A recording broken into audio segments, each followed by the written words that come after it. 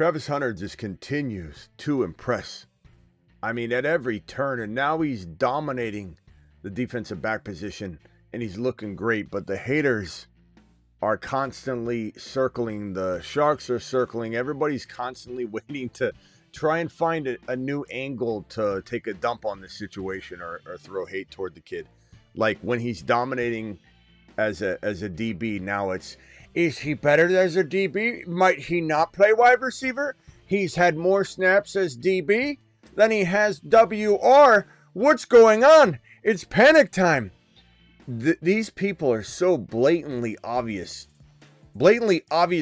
not drafting Hunter and doubling down that they reek of hatred for the kid and doubt for the kid, and they just shovel more crap onto bad takes. It's going to be a really painful season for those doubting this kid right here, Travis Hunter. It reminds me very much of the JD5 hate, which seems to be like you almost can't remember that anybody doubted JD5 because he's so good now. But we heard the elbow, remember the burst of sack bump on people might not draft him. He's too small. He's not going to be a good passer. The offensive line's horrible. But it's crazy. The amount of negative stuff coming off of his great day as a DB. He's doing exactly what he said he's going to do. He might be weighing like 40 something, reps here versus 37 here, like 43 to 37. It's like some sort of close divide between DB work and receiving work. And people are trying to pick it apart because they're haters. They're haters. They're not on the train. So they're very, very upset at themselves. I hate to break it to you. Every one of you Travis Hunter doubters, people that think he can't be a top 10 wide receiver this year. Wait a minute. What about BT? What's that mean? I'll give you the two or three most common reactions to somebody when you say Travis Hunter's a top 10 wide receiver right now. Right now. What about BT? You don't like BT? Stupid take. That's a stupid thing to say. Or this one. If BT and Hunter do well, T-Law has to be a top 3 quarterback. Are you saying T-Law is a top 3 quarterback? That's also not very well thought out because he doesn't need to be near a top 3 quarterback to support that. There's more. We'll talk about more. We'll talk about, Deebo Samuel looking like a monster. Deebo looks so good. Matt says Deebo looking slow. Matt, I feel bad for you, Matt. Matt, that's why you're here, though. We're here to teach you, Matt. We're here to help you get over that hump of hatred. We're here for you, Matt. We're here for you, Matt. We're not going to give up on you. I won't quit you, Matt. I won't. Live from the FantasyFootballShow.com studios. It's the Fantasy Football Show. Live! Monday through Friday, 8 p.m. Eastern. Smitty is also live whenever news breaks. Can you imagine really believing Deebo looks slow? I mean, where did you hear it, number one, and why did you repeat it? It's just like, I heard the sun didn't rise this morning. I heard it. I'm just going to regurgitate it. This guy right here, can't wait for him to shut haters up. And much like we talked about on the last video that we did on this thing, what's so wild to me, no matter who I talk about, no matter who I talk to about this, that hasn't maybe touched fantasy football rankings or content on a regular basis, they're getting back into the mix. Their Amazon magazine hasn't come in yet. Their fantasy magazine hasn't been delivered yet on the 2-day shipping, but they're 2 days back into the saddle. And they come in and they say something like this. Matt, I'm going to read one more of your comments, but they're so irrelevant. I don't want to waste everyone's time. Bro, anyone who says Deebo is chunky. Oh, okay. It's probably 25%. Okay, I'm sorry. That was a different Matt. I thought that was the Matt that was clowning on Deebo. Okay, my bad. Matt, yeah, anybody that thinks Deebo is not in some of the best shape he's ever been in, they aren't even paying attention. But what I was trying to tell you is that whenever I go into a scenario, a setting, a group chat, talk to a buddy, he's like, hey, what do you think? And you can tell he hasn't done a single bit of research at all. He's like, what do you think of Travis Hunter? Or what do you think of this or that? and I say, is Travis Hunter available, or whatever the hell the conversation is, and they say, Travis Hunter, isn't he playing DB? And it's like, just like, bro, okay, you obviously have no idea what you're talking about. Let me tell you. And then you tell them, and they're like, but what about BT? And then you say to them, the stats don't play out the way you necessarily think. Because if BTJ was to get, let's say 1,400 yards and 12 TDs, first of all, T-Law is going to throw for over 3,500 yards in a Liam Cohen offense, no matter what. So we're not even sniffing 3,500 yards. It can feed Hunter, it can feed BTJ, it can feed so many more players. It's wild to me that anybody thinks you have to be a top 5 QB to have 2 top 10 wide receivers. It is so uneducated to say that. So 1,400 yards, 12 TDs for BTJ. The way Hunter's stats are going to collect is going to be different than some people, I think, are even trying to imagine. If he has, let's say, 1,190, and he's way off the BTJ yardage, whatever, but he has 85, 82 receptions, whatever the case may be, and BTJ's got 100, 110, 105. Let's call it, I think it's going to be like 85 at least for Hunter. So 85 and 1,200. And let's say this 1,400 comes at a 109 and 1,400 yards for BTJ. And at a glance, it's like, wow, okay, look, BTJ's crushing it, killing it. Let's say Hunter only gets you 8 receiving TDs. Okay, so you're already way behind on BTJ. But the thing is, he's going to get 2 to 3 rushing TDs. You're going to have a lot of his catches will be considered runs because Liam Cohen will use them in screens. He'll use them as a wide back. This will be a situation where Hunter's catching the ball at or behind the line of scrimmage, but specifically behind T-Law, which will count as a run. And so you're going to have 2 to 3 rushing TDs on top of this to give him, let's call it 11 total touchdowns. So let's just erase this and put 11 total touchdowns for him. So he's 1 TD off. He's a grip of yards off, and I would say that this could even be a higher number because of the short passing game. Part of the short run will be just giving it to Hunter at the line of scrimmage as a wide back.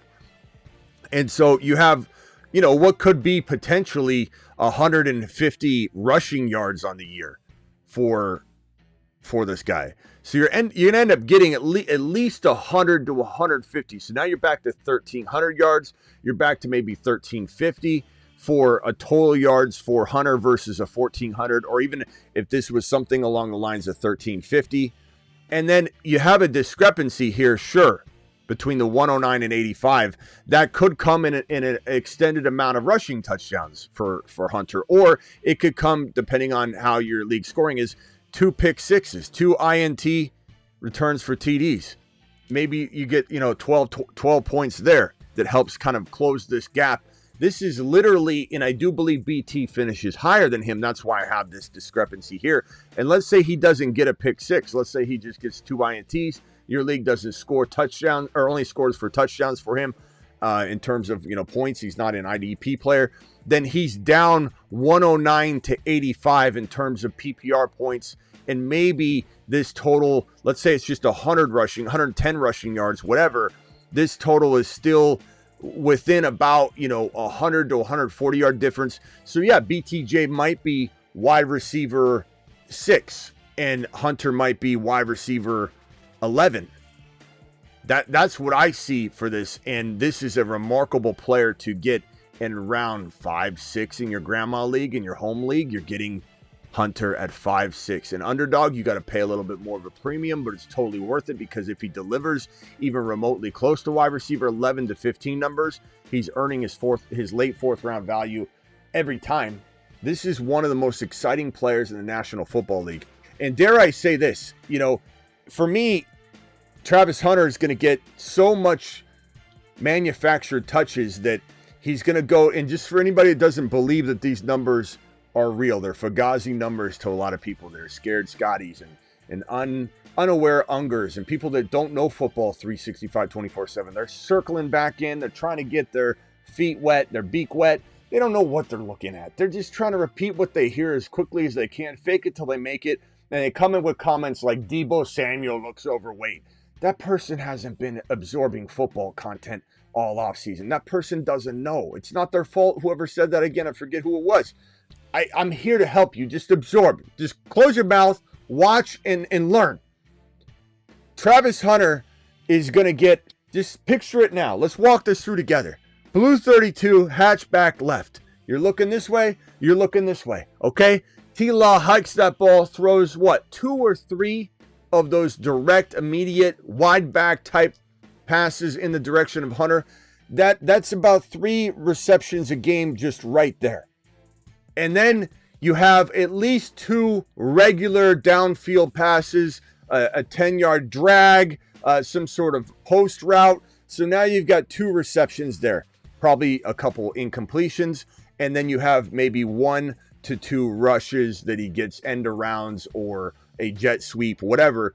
And honestly, if you take away 1 of these receptions, then he's getting the 2 here.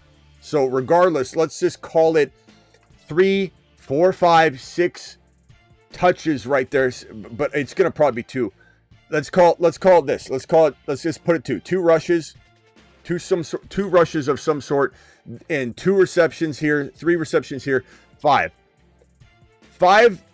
receptions. 5 receptions times 17 is 85. So if he gets 2 or 3 regular intermediate pass receptions and 2 or 3 wide back catches that are screens, design manufactured plays for him, that is 85 receptions on the year. That's not, I'm factoring in that he's going to drop some passes. He'll have more targets than that. This is 5 targets. If you were to say he catches all 5, I'm not saying he doesn't get just 5 targets. I'm saying he gets 7 or 8 targets, whatever. He's just catching 5 of them. 5 passes a game gets him 85 yards.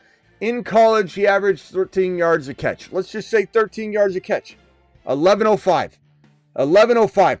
I'm mathing here. This is the simplest math assignment you've ever been given, and this is logical. This is logical. 85, 1, 105. And if you can't picture him having 2 multiple TD games at some point during the year, that's 4 TDs right there. And if you can't expect him to have maybe 5 more additional touchdowns across the whole season, I don't know how to help you. That's 9 touchdowns. This is my bare bones, very safe expectation for him passing numbers. What about the 2 rushes? How many yards per carry? If he gets, let's say, 2 rushing attempts per game, 1.8 rushing attempts, let's put it 1.8. 1.8 rushing attempts per game times 17. That's 30 carries times, I don't know. What do you think he's going to get? 8 yards a carry, 7 yards a carry? This guy's a monster.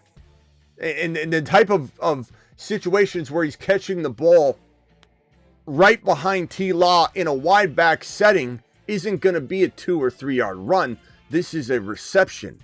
So even if you put it at like 8, that's 244 yards. Let's now dumb that down to 190 just to be completely safe. 190 rushing yards maybe on the year. 190 rushing yards on the year. Maybe, I would say at least 2 to 3 rushing touchdowns on the year. Now we're back to 12 TDs, 190 rushing yards. So let's add 190 to his 1105. That is 1295. So 1295 total yards and 12 TDs. 12 TDs, 85 receptions. 1295 total yards, 12 total TDs, 85 receptions. That right there, ladies and gentlemen, is 129.5 points plus the 85 PPR points. That's 214.5. Add the 12 TDs in, which is 6 times 12 is 72 plus 214.5. That is 286. 286 in fantasy football points. That is my bare bones floor prediction for Travis Hunter. My floor prediction. I'm not trying to put him out there for 1,400 yards. I'm giving you 85 catches on a very simple formula that is very easy to envision happening in a Liam Cohen offense. 286.5 points would rank what? Let's go to the stats. Let me go to just a random league that I have, 2024 stats. Leaders, wide receivers. 286 would put him at wide receiver 4, ahead of BTJ, who was 4. This would put him 2 points ahead of Brian Thomas Jr. at number 4. Now, let's say I'm wrong on some of this. Let's say he's wide receiver 9, 10, 11. Good, fine. I've just told you bare bones, this guy's getting you 85 receptions. You can deal with it any way that makes your heart swell. I really don't. I can only do so much. I can only yell from the rooftop so much. This kid's been impressive. Hendy, he's been going crazy in camp. He's been catching wheel routes. He's running as a wide receiver a lot of the time. You're hearing this about Brashard Smith. You're hearing about Hendy. You're hearing it about a lot of players right now. You're hearing about Kyle Pitts running a lot of wide receiver only. These coaches are really mixing things up, and the NFL is changing. It's a pre-snap motion league. There's so much movement now. The college level players are now translating immediately over, and these rookies are just phenoms. And the pass catching skills that these rushers now have, they're practically wide receivers. This guy could catch 70 receptions as a rookie. Is it guaranteed? No. Do I expect that? No. But I'm hopeful that this is the kind of volume he's going to get. He's practicing wheel routes. He's running routes on the field. I think it was yesterday or the day before, he caught that long touchdown catch in practice. He's going to be unbelievable. I wouldn't be shocked if he didn't have 1,000 yards rushing. I wouldn't be shocked if he was at 900 yards rushing. I wouldn't be shocked if he had 70 receptions for... Let's go over to a running back we believe is comparable. We look at Jahmyr Gibbs. Jahmyr Gibbs average yards per reception, 9.9. Then we go down to Achane, yards per reception. He grabbed a 7.6. Let's give him 8 yards per catch. So 70 receptions times 8 is 560. So 70 for 560. And I'm going to say 4 TDs through the air. This is what I expect out of this man. Let's say he only gets 6 TDs on the ground. That's 10 total touchdowns. That's 900 yards rushing. That's 560. Let's see what those points would equal if we look at last year's scoring.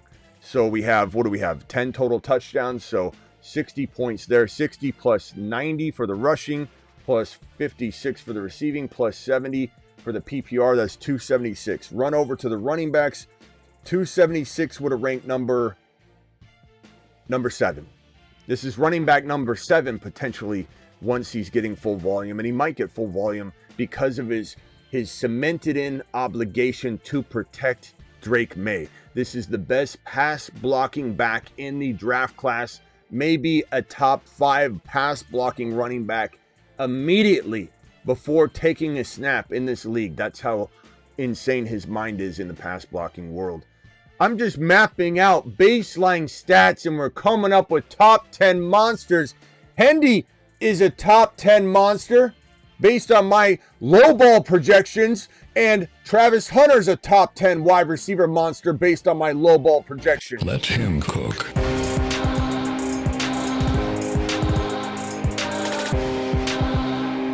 Jam. Call HHH and Associates. Triple H and Associates. Locations on Earth and Jupiter.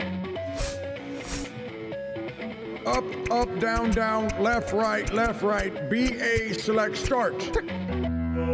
Warning, warning. Cheat code activated.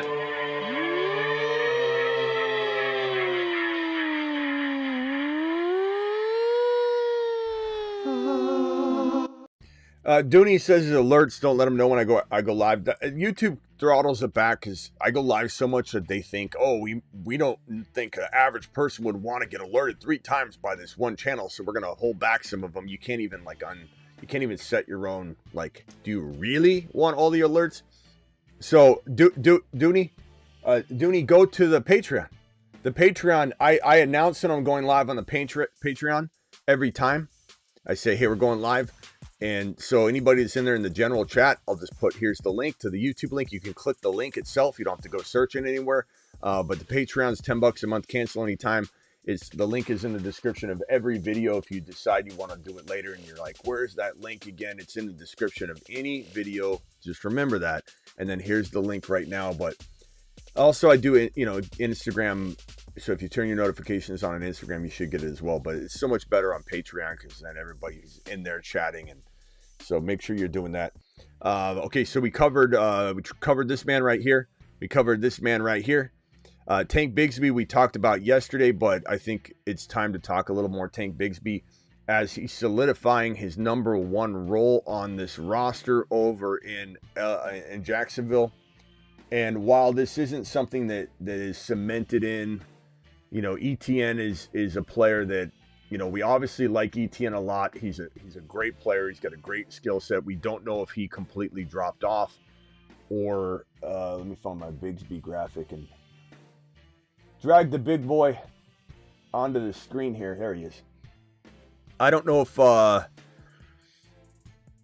ETN will get another shot yet. It depends. It depends on if somebody fumbles. It depends on a lot of things. Tootin's got a fumbling problem that he brings in from the college game, and he fumbled on his first attempt during live drills in the earlier part of the offseason. And now we're sitting here looking at Tank Bigsby 2 straight days, maybe you could call it really 3 straight days where he's the focal point. Not just getting a little bit edging out the other 2 runners in terms of snap share. He's the focal point of Liam Cohen's rushing attack. And if anybody fits the Bucky Irving mold, and I hear people say there's no Bucky Irving mold, it's just no. This guy does fit the Bucky Irving mold. I'm not saying he's as good, but there was a time, and we brought these stats up, I'll bring them up again, where Bigsby was so good during a stint of games. It was before Bucky broke out. So it was when we're juggling waiver wire decisions and trying to figure out full load drop, Bigsby was 100% in the mix some weeks prior to Bucky's breakout when we were trying to decide who was deserving of the full load drop. And Bigsby was on fire. Bigsby was dropping Bucky Irving stats. I don't want to hear he wasn't. He was. I'll show it to you right now. So if you're typing Greg 7574, you're going to be shut down. I'm going to dunk on you right now. Here is the game log here for Tank Bigsby, who had a shot of Bucky Irving production during this season. And it all started in this October 6th game down at the bottom, if I can get this little indicator here to move. All right, so 13 carries for 102, 7.8 a pop, 2 touchdowns. Guy caught a one catch for 28 yards. I hate when people say he can't catch. When he was used in this time frame, he was very efficient when they give it to him. They just didn't give it to him a lot, and this was without Liam Cohen. So people saying, oh, Tank Bigsby wasn't a starter. He wasn't a full-time starter on any capacity, and Liam Cohen's amazing offense wasn't present. And T-Law was one of the worst, not his fault because the design plays weren't there. T-Law was one of the worst short passing yardage quarterbacks in the National Football League last year. So how could Tank Bigsby be held accountable for an offense that didn't have a short passing game? They just didn't. So it wasn't his fault. He's got hands. Use your eyeballs. Use your brain. Don't open your mouth and start saying that Tank Bigsby can't catch when you have no clue what you're talking about. Tank Bigsby in this situation can thrive because Liam Cohen's going to dial it up. Now, ETN Tootin might be that Rachaad White role. He will use multiple running backs, but look at Tank Bigsby in this October 6th game. So in the second month of football, 1, 2, 3, 4, fifth game, 13 totes, 102, 2 touchdowns. Now, they went to London. Everybody craps in London on the field. 24 yards. And he only got 7 carries. It's not his fault. He couldn't get in a rhythm. 26 totes the next week against New England. 118, 2 touchdowns, 4.5 a pop. The next game, 18 totes, 78 yards, 4.3. And he did get 18 for 55 and a touch. He did get 12 for 50 and a touch. He did get a touchdown and 39 yards here. The guy had a serious run of double-digit touchdown monster games. And for some reason, no one remembers it. No one remembers it. You say something like, this is his Bucky. Hey, he can't be his Bucky. Why? He just produced Bucky numbers in that short time frame where he was leaned upon. And we considered doing a full load drop on the young man. And we may have even given that advice during that waiver wire. During that waiver wire show, we may have even done a full load drop advice, segment on that. But Bigsby has every bit the ability to be that league-winning Bucky Irving of 2025. And I don't want to hear he can't. I don't want to hear it, because where were you when someone said, Bucky might be the next Kyron? No one can be the next Kyron. BT might be the next Puka. No one can be Puka. No one can do what Puka did. Puka still hasn't scored double-digit touchdowns on his career, by the way. 28 games, 9 touchdowns. BTJ was Puka. Don't say that someone like this can't be the next breakout. Not just very serviceable. This could be the guy. And there's data and I got to find the broken tackle data in the yards after contact per attempt on Bigsby, because he was top 5 in like 2 of those categories. His efficiency is in the metrics. Your eye test should tell you this guy runs a little bit like Bucky, and Liam Cohen's taking to it. And Liam Cohen, when he got to the Jaguar situation, he said 3 things. First thing out of his mouth was, how could you not be excited to throw? I'm kind of paraphrasing, but this is almost word for word. How can you not be excited about, getting BTJ 10 targets a game? And then we said 10 targets a game? Let's go! Mashed potatoes! Yeah, buddy. And he hadn't drafted Hunter yet because he just got there. And then he said giving 20 carries to ETN. And we said, okay. Let's go! Mashed potatoes! And then I thought to myself, like, I like that, but what about Bigsby? And he goes, or, he didn't say and, he said, or, Bigsby 20 carries a game. Let's go! Mashed potatoes! Yeah, buddy. So he kind of telegraphed that he's not sure who his running back is, and that's smart. Don't commit to it, but man, Bigsby to the moon. He is probably going to be, he'll be drafted in most drafts. On Underdog, he's getting drafted. He's not going undrafted, but I dare say that the roster percentage ownership of Bigsby is probably still so out of whack coming out of week 1.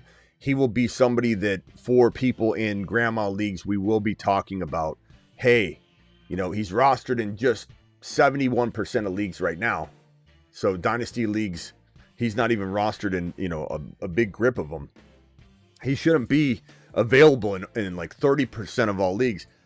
I venture to say Yahoo's going to have different numbers, but this will be a player that for sure is going to be a waiver wire conversation. And don't be that guy that didn't pick him up and have him on your roster ahead of time.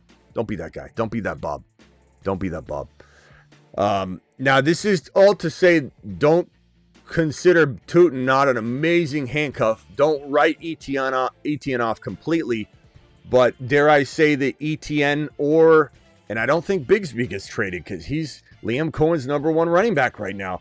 But dare I say ETN or Walker ends up in one of these guys ends up in Chicago at some point when Ben Johnson's experiment is failing. It's failing, and then he has to go a different direction. He has to. And the direction will be, how do I offload the responsibility, because Caleb can't handle it, onto the running game that I didn't draft or prepare for. And on that, Ben Johnson, as much as I do give him credit, flowers, and love Ben Johnson, I do believe in Ben Johnson.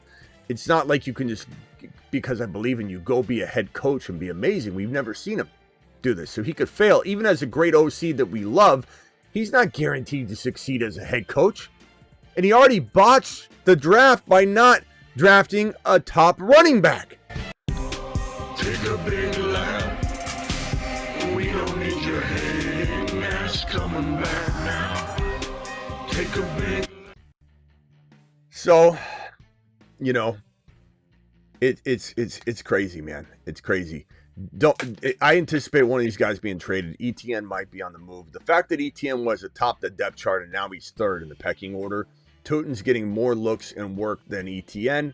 Bigsby's the focal point, not getting slightly more work, but the focal point of the rushing attack, that ETN feels like a player that's now expendable, and then they'll go from there.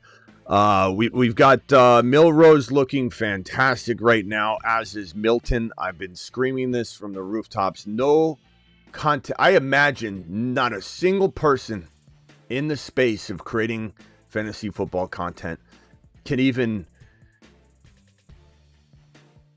come close. I don't want to say I'm the most high on Milrow and Milton. I want to say no one's coming close to my content and belief in these two gentlemen. And these two guys are eventually going to be, stars in this league. I can only say it so many times. I can only tell you guys so many times. I can only tell the people out there that have these doubts, or they say, oh, he hasn't done anything. And this the same person that says, like, how is Hunter going to do well when he's taking all these snaps at wide receiver and BTJ's there? How could Hunter be a top 10 wide receiver with BTJ there? That same person that's confused and doesn't really understand that prediction, they don't understand that a player like Milton is ready. He's ready. I don't care if he's green to other people. He's ready. And he's got the precision, the leadership, the size, the ability to run and scramble, and the it factor, the edge and the chip on his shoulder. And the fact that his owner of his league, of his team, the owner of this team, Jerry, is very, very upset at Dak, always has been. And the moment this kid gets in there, because Dak has a very high likelihood of getting hurt, and I will say Dak will ball as long as Dak is in the game. But once Dak gets replaced by Milton, whether it's through injury or just some situation, Milton won't give it back. And the fan base will rally around the excitement and injection of greatness that gets injected straight into the lineup.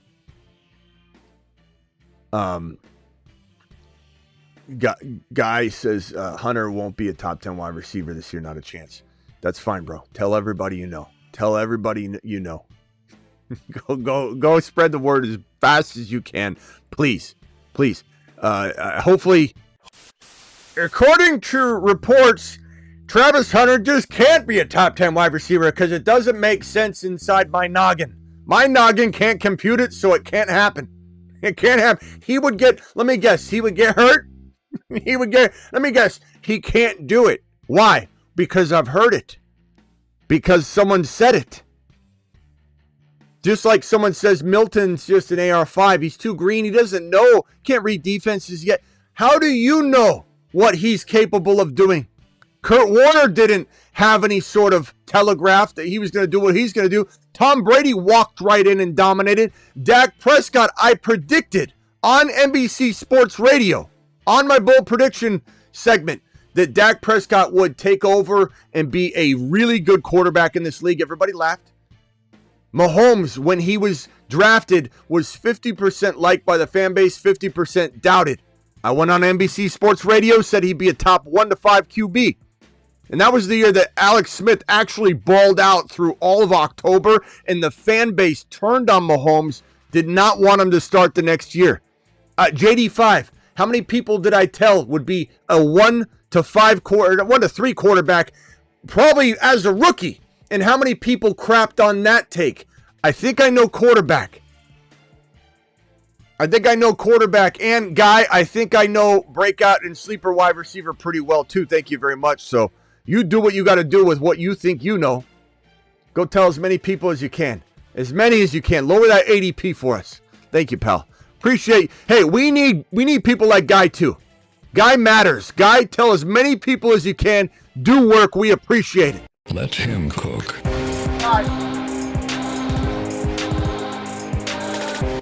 Guy's playing his part too. We need guys like Guy. We need guys like Guy out here throwing doubt, casting doubt, slinging mud all over the place. We need it. We need it as much as anything. It helps us out. And so Milton eventually is taking over. Get ready for it. Dynasty leaguers, make sure you don't have Milroe or Milton on waivers. And in Superflex, even redraft, but especially Dynasty, but Superflex redraft, these are potential league winners for you. I'm drafting both of these guys in every single Superflex draft I have. Milroe is very similar to Milton in that he's positioned in a way that people don't see it coming.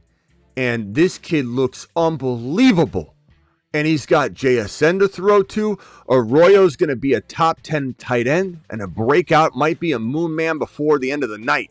Arroyo is such a baller. In fact, let's just do it. I don't even care. The moon men dropping loads in outer space. I got to get the graphic for Arroyo. Hold on. Space Monsters. I mean, let's just do it live. Why wait? I don't care. Why wait? We're not waiting. We're not waiting. Elijah Arroyo, you're welcome to the Moon Man. I need a better picture than this in a suit and tie. Actually, he's all business. That's fine. That's fine if Arroyo wants to roll like that. Arroyo, we'll put him right here. We'll make it more official. Give him a nameplate and everything. But let's run that back one more time for organizational sake. Arroyo. The moon men dropping Arroyo. loads in outer space. Let him cook.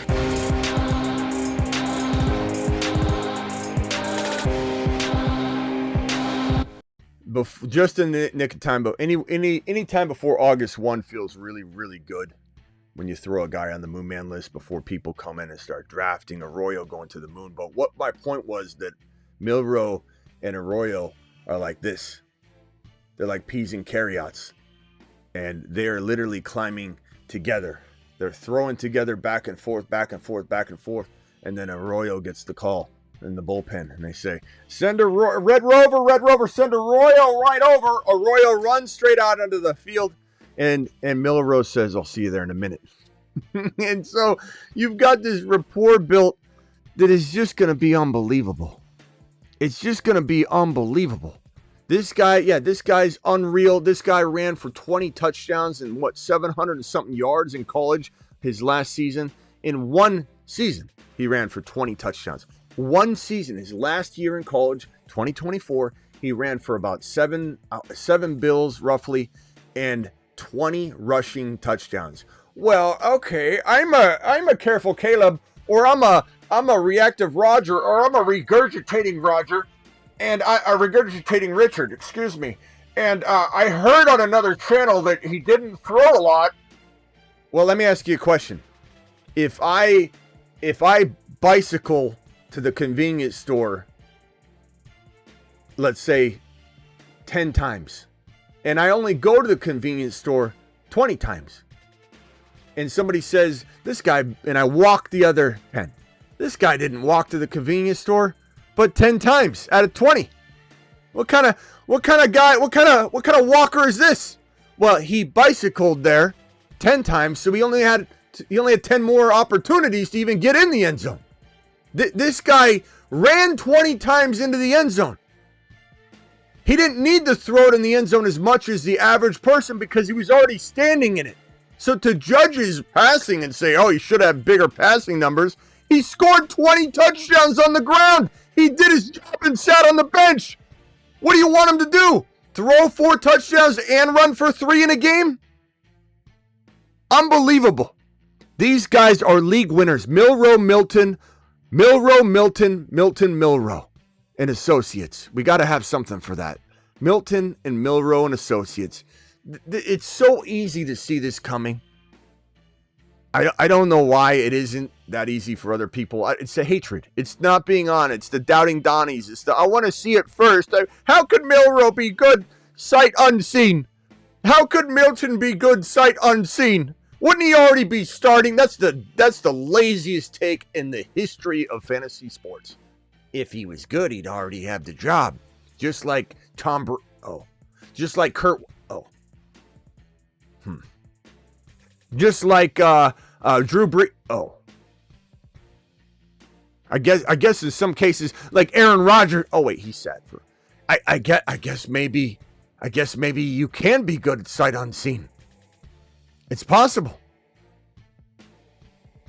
Deebo Samuel looks phenomenal. We're just going over, several camp winners, guys that look phenomenal right now. Deebo Samuel looks unreal. He's in the shape of his life. And the doubting Donnies and repeating Richards, the regurgitating Richards that don't know anything about sports or football. They just listen to 3 different podcasts and they hear Deebo's overweight and they repeat it. This guy's in phenomenal shape. This guy's in probably the best shape he's been in since maybe his rookie season. I mean, he is going to tear it up. Doesn't matter if McLaurin's there or not. We want McLaurin there, and he's there. McLaurin's, nursing the ankle, which is going to be cured, instant cure. They've got a cure in a bottle, and it's called the new contract. And as soon as he has that, he'll be back. But I mean, this Debo's going to go nuts no matter what. Just go crazy. Jaden Blue's having, God, we have so many of these calls just going our way right now. Sampson's, just positionally in a great spot, let alone he's the best running back on the roster, by the way. Ford will probably start, but Ford's banged up right now, so Sampson's absorbing everything. Judkins probably won't even be signed. I wouldn't shock me. This is one of the worst run organizations in football right now. Wouldn't shock me if they did somehow sign him in the coming weeks or something. But, Judkins is the only unsigned rookie left. And so that kind of tells you they're not going to sign him. And the commissioner strong-armed this team and said, don't do it. Isaiah Bond hasn't been no interest has even been shown by a team. And this guy had potentially second-round wide receiver value at one point with his domestic situation. So you can bet that if that situation can't be touched by teams by a strong arm of the commissioner, you can almost bet that the Browns have had a call. Please hold for the commissioner. Okay. Waiting on hold. Yeah, this is the Browns. Hi, this is the commissioner. You will not put me in a position where I've got to make a decision. You just sit tight and wait. Don't sign the young man. Because the moment you do, I'll put him on the commissioner exempt list paid and make you pay for him without being able to use him. So the Browns are going, whoa, whoa, whoa, whoa, whoa. So this guy, Dylan Sampson, one of our league winners, one of our midseason monsters, been sitting there all offseason. Best running back on the roster anyway. I told you all that back in January, even when this draft unfolded and Judkins got the better pole position. Unfortunately, I'm a very unbiased person. You might think I'm not because I don't like your take, or there's a certain take I have, like the Caleb take that just rubs you the wrong way, and you're like, this guy's so biased against Caleb.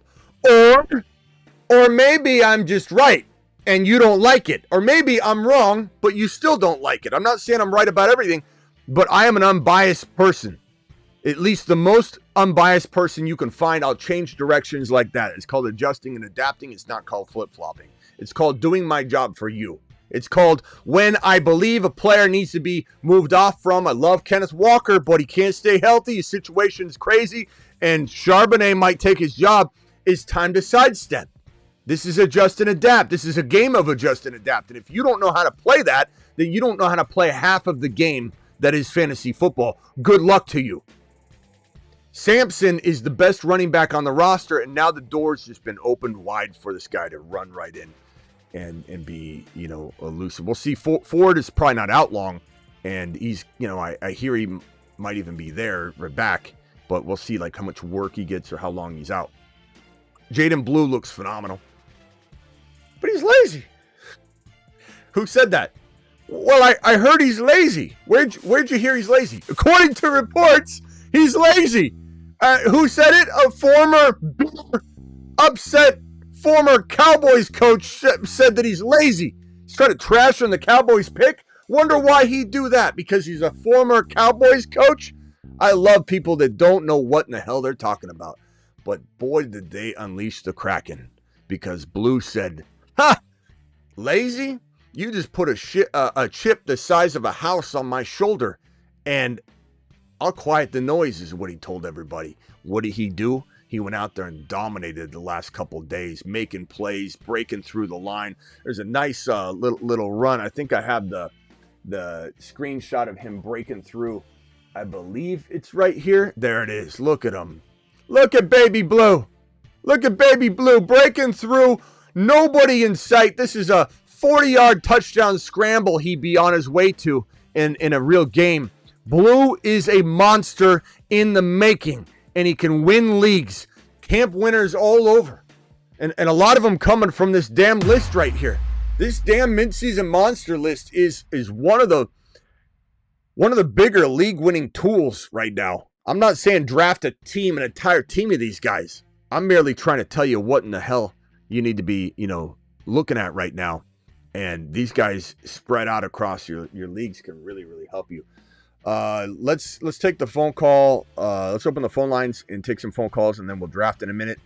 For anybody wanting to prepare and be signed up on Underdog, because when I do a countdown, you might not get in. So sign up right now. Hit that link. Underdog will match your first deposit 50% all the way up to $1,000. So if you want to get in, make sure you're ready and you're hovering over the button, or you have at least the page pulled up for the originals. I don't know what draft we're going to do yet, so just hang tight. I'll probably decide, to do something very, very, quickly. Let me just take some phone calls first, and then we'll jump into something. So dial into the phone line. Here's the number. Call into the show. Call into the show. All right, super chats have been waiting there. I'm sorry about the wait on that one. I was just ranting and raving. Maximum, appreciate you. Shane, are you still here? 4, I assume you're still here, my boy. Appreciate you dropping that. Young in the building. Young, appreciate you. Good to see your face, my guy. Ray G in the building. Ray G, appreciate you. I got Maximums on screen. Okay, I think I got all the super chats, at least right now. Drop a super, and your boy will answer them in order in which they are received. Appreciate you. I don't know if we had any celebratory message questions yet. I don't think so. And then I think gifted memberships. I don't know if we had any gifted. I don't think we did yet. Let me activate my alerts in case some of those come in. There we go. That is set right now. Any super chat should also get an alert, I imagine, moving forward. Let me get these super chats out of the way, Travis, and I'll come right over to the phone line. I'm going to make you... I want to make you jelly. Okay. Got Hunter at 60 on Underdog. That's pretty good. That does make me, I don't know about jelly, but it does make me, gets my juices flowing. Dynasty 12 team PPR, Superflex 6 point per TD, 0.5 tight end premium, receive Bigsby, trade Garendo or Scattaboo. Oh, so Mac, yeah, Heating, thank you for dropping this. I said in the Patreon to bring this to the live chat. Guys, can you vote on this? Would you rather have Tank Bigsby with all that we talked about and all this, the upside that's potentially in the mix right now for Tank Bigsby, or would you rather have this other side, Scattaboo or Garendo? So like you're either trading Garendo or you're trading Scattaboo, trading for Scattaboo using. Or you're getting Tank Bigsby, but you got to decide whether to not do the trade or give up Garendo to get Bigsby or give up Scattaboo to get Bigsby. Sorry, that was so hard for me to. Tell me what you think. So let's get that voting going on here. Hey, Smitty, been a while. Had to take care of my finances for a little while. I was dropping hundreds of dollars, $100 bombs. Yeah, Shane, I do remember you doing that. I appreciate that, bro. Appreciate the $5 hauler. Always appreciated, never expected. Glad to see you back in the saddle, my boy.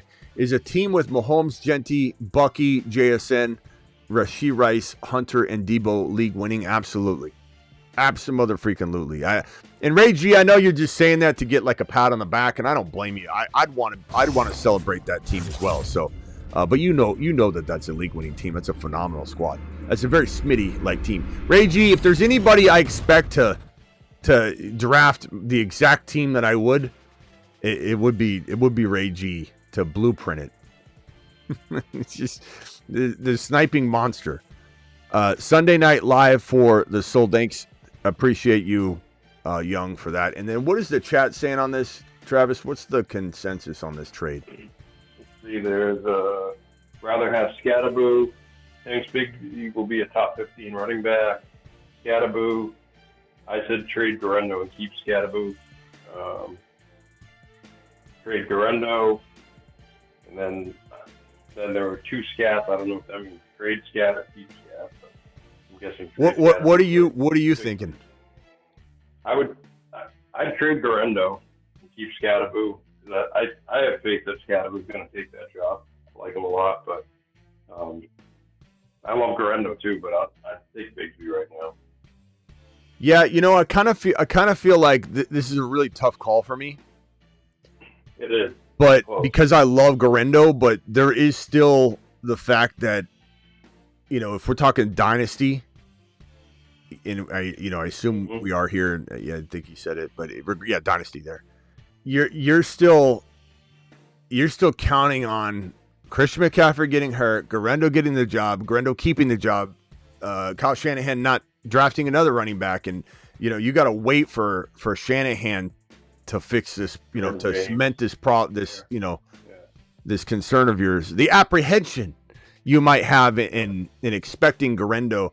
I would probably agree. I think that's where I'm going to land. Scat is on the way up. Garendo's floating, and a league winner. Maybe in a redraft, I'd rather have Garendo over Scattaboo. So if this is a redraft take, and we're drafting in a redraft or underdog, I'm taking Garendo over Scattaboo, even though I love Scattaboo. He's on the midseason monster list. They're all on the midseason monster list. All 3 of them are on the midseason monster list. Let me show it again. So, I mean, we're clearly talking about players I love. Bigsby on the left, Garendo on the right, and then down at the bottom you see Scattaboo. So we're definitely in a safe space here for all these guys. But I do believe that in redraft, Garendo's more dangerous than Scattaboo. Scattaboo could take some time, and I do like Scat. But, yeah, I don't know. I'm going to go Garendo, go get Bigsby, final answer. Thank you, Maximum. Sorry it took so long. I just want to get the group's feeling on that one because that was a tough one. All right, let's get into an underdog draft. Guys, pull up your app right now on Underdog. Thank you, Rockout. Appreciate you. Let's go into, we'll do 2 of them tonight, so don't fret and get all upset if you don't get into the draft. How many spots are left in the puppy, or what is it? Is it the Pomeranian? It seems to be pretty. Let me see. Pomeranians. I'm not going in there yet. Don't click anything yet. Don't try to get a jump on it. I'm just taking a look at what we're going to do.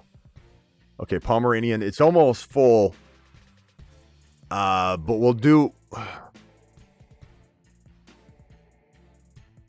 definitely do one of those. I'm just going to decide if we're going to do it right now.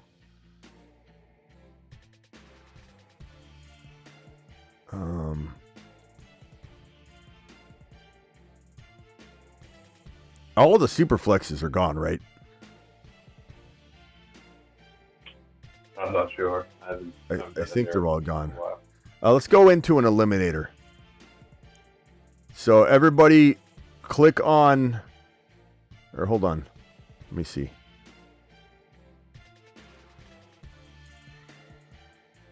Yeah, eliminator. Click on the eliminator. If you don't get in, don't fret. Don't get all upset. Don't panic. We're going to do a palm, which is $3 after. Rockout says day 5, 14,000 steps. If anybody doesn't know, we're doing a 40-day challenge. It's a 40 days until opening day. So every day that we get closer, we're just going to rename it 39-day challenge. 30. I don't want somebody to think they can't get in on it, even if it's like day 31 and they find out we're doing it. So right now it's a 40-day challenge. And some of us have been doing it for 45, 46 days of choosing something that you want a goal, to complete, like steps, or I'm going to try and get to 200 pounds. BBQ said he's gifting a $500 super chat if I get to 200 pounds. I'm currently at 212. And so I cut out drinking Coke. I'm working out every day. I'm running 1 to 2 miles a day. And I'm fasting, intermittent fasting, about 4 or 5 times a week, depending on the day. But I love the 12 spot on Underdog. I'm starting to really like the 12 spot on Underdog. Okay, this filled up. It looks like I got the 1.9. able to pull off Genty, Achane, Hall. I do love the 12. I didn't love the 12, but the way the ADPs move around, your favorite spot can change, you know. So definitely, this one's flying. Just started, and these guys are picking quick. They're not even. I love the 20 seconds though. It makes it a lot easier to draft 2 drafts a night or more. Sometimes we've done more. So Barkley going 2 is a little bit of a rarity. This is an eliminator, so those that don't understand how the eliminator works, and I really like this format. That's why I've been doing a little more of it, but it's basically you stay week 1, you play it out with these 12 that you're drafting, or these 11 other players. And the 6 top teams move on, the bottom 6 are done. They're out. And then from week 2 on, all the way up to the last week, the last week will be different, but up until the last week, it's 1v1. You're matched up against one person. The loser's out. The winner moves on. So every week, half of the entire field is eliminated every single week. And then in week 17, there is literally just, let's see, Puka, Achane, Neighbors, Genty. I'll go Genty.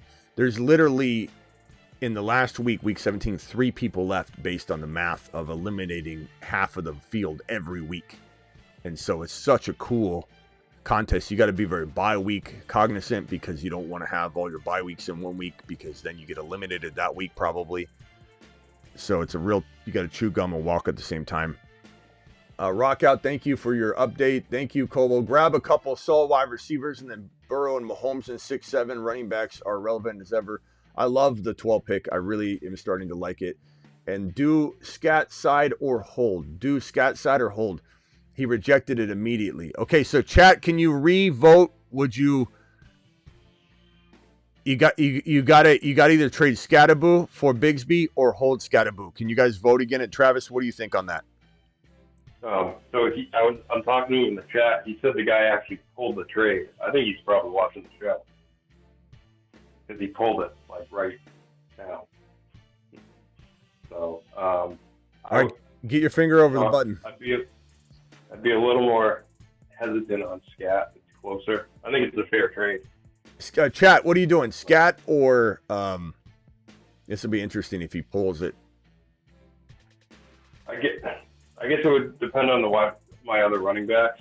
If I can take the swing with Bigsby, I take that. If not, if I'm rebuilding or if I'm trying to, work towards something. It's weird because I love both of them. I would say Bigsby's got the safer value now, but Scat has a little bit more investment because Liam Cohen didn't draft Bigsby, but that doesn't mean he won't love him, and cultivate him. Like you can't just say, oh, that wasn't his guy, he doesn't see the value. It's not really the way it works, but it does make you hesitate for a second and go, I'm gonna go ahead and say right now, bro. How old is Tank? Ziggy, how old is Tank Bigsby? From postandcourier.com. The 44-year-old Bigsby. Oh. Whoa. Death row. About 90 miles southeast of Columbia. Gee, that dynasty value is janky. God, he's horrible. Tank Bigsby is 22 years old. Okay. He turns 23 on August 30th.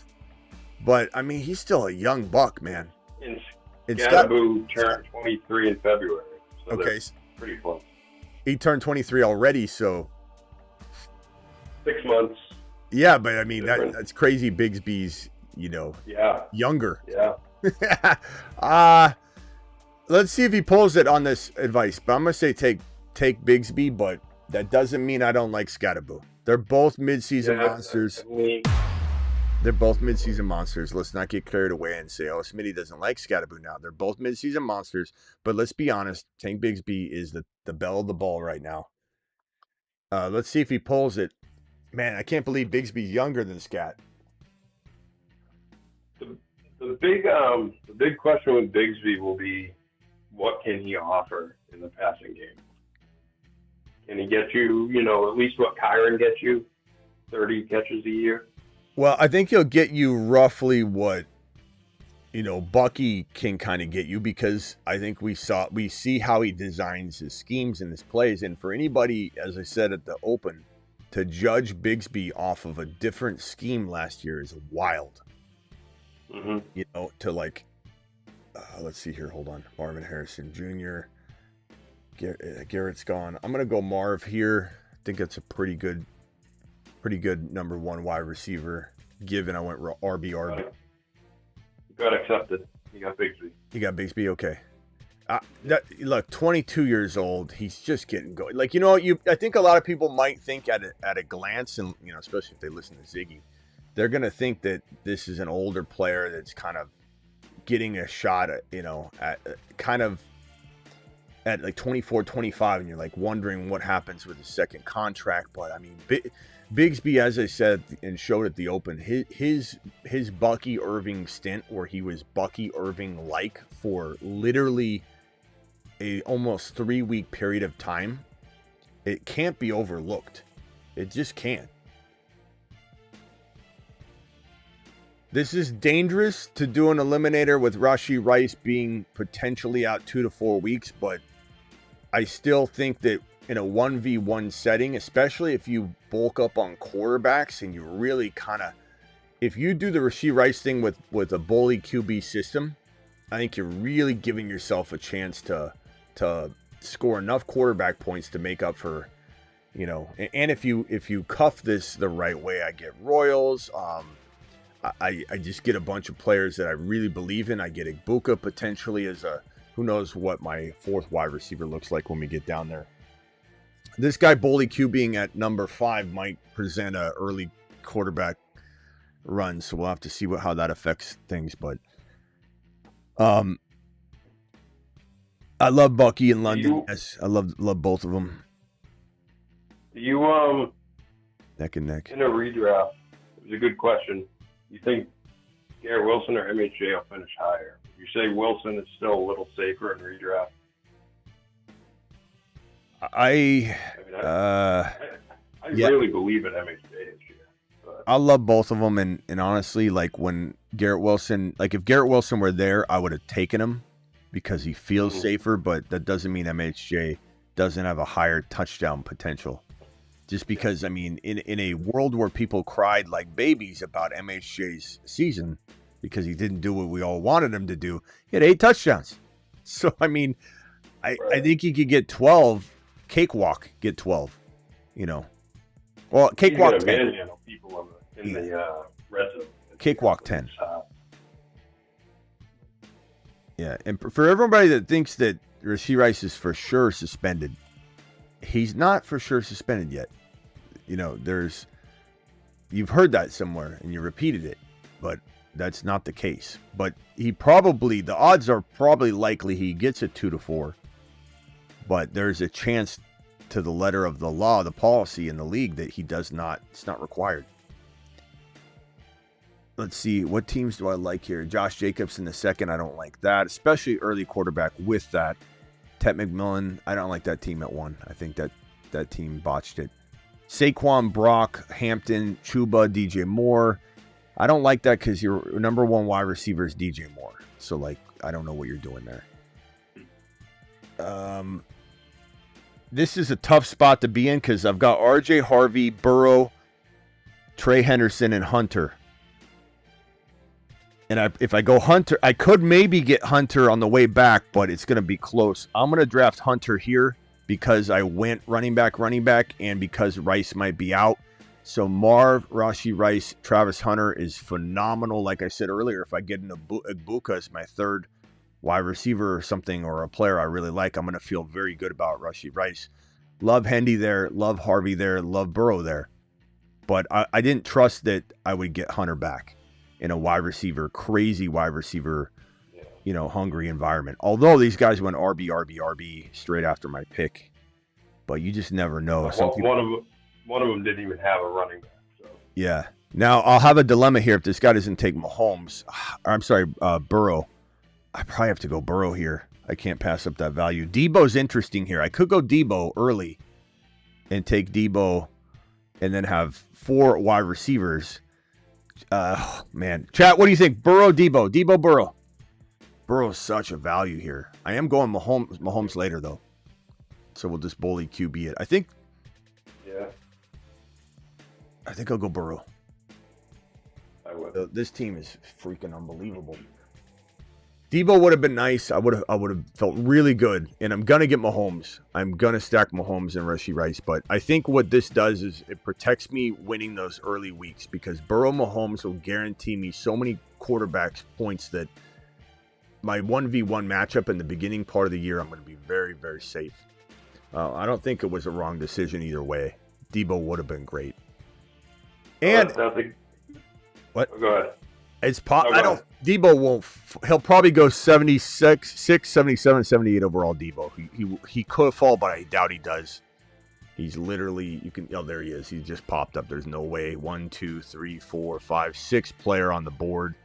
5th player on the board now. There's no way.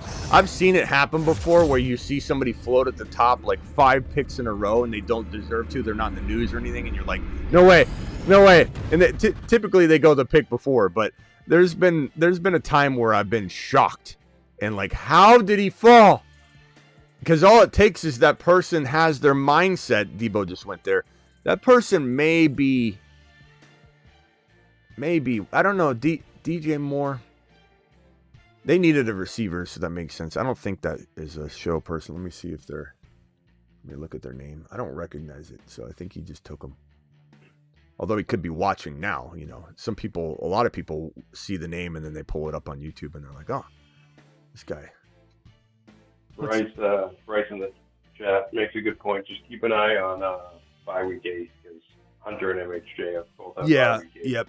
You definitely with Eliminator, you have to be looking at all that. You got to be looking, and I've got Genty out by week 8 as well. But that's why the 2 quarterbacks make so much sense, because you're bully QBing this thing in a way that you're protecting yourself with that high scoring quarterback amount of points. So if they score, let's say 390 points divided by 17, that's 22.9 points a game, versus some of these guys are projected to get you, like, for example, Pollard, who's on the board right now, 165 divided by 17. That's 9 points a game. So it's a massive amount of points. Now, I don't know. This guy probably could be the Mahomes sniper here. I don't think the next guy will, although he could bully QB. I don't think I'm going to allow. I'm not going to try and risk it, and I'm going to take Mahomes here. I mean, he was a second-ranked guy anyway, so this team looks great. Burrow, Mahomes, bully QB, 1 quarterback format. Hunter, Rashee Rice, Marvin Harrison Jr., Bucky, and Genty. Who's throwing the ball to Olave? I don't know, bro. I mean, Shuck can't do it. I don't care if he's in the lineup. He still can't do it. Shuck is so bad. I think maybe they're asking Taysom Hill to speed along his recovery. Can we get you back in the QB spot there, buddy boy? Is there a possibility?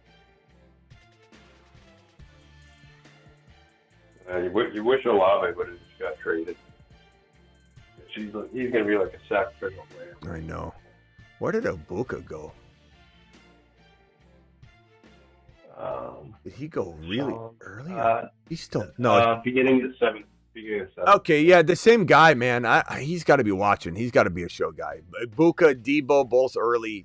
Hampton, Brock. I mean, we like Brock there. I don't know. He did need 3 receivers because he went running back, tight end, running back. But okay, I'm gonna time out here. I guess I'll go Kelsey here. Stack that Mahomes, Rice, and Kelsey situation. Okay, now I got to be really mindful of these bye weeks, because I have both the bye week 10 quarterbacks. Yeah. I got Genty. Genty and Bucky have different buys. Hunter and MHJ have the same bye week. Rashee Rice doesn't, but he shares the bye week with Kelsey and Mahomes. So we'll just see what we do at QB here. I don't know if quarterbacks are weird. I definitely take well, let me say it after I get through this turn here, because I think someone's listening.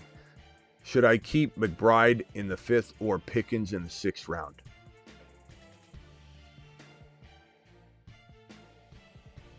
Oh, that went Bo Nix. McBride in the 5th or Pickens in the 6th round? McBride in the 5th. Like, Pickens in the 6th isn't even a deal. It's like his ADP.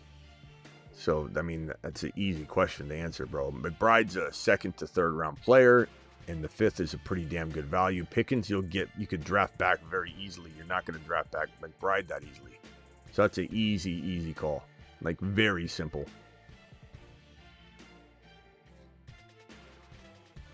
Hector says, Smitty, you have to take a lap for this roster. Damn straight, my boy.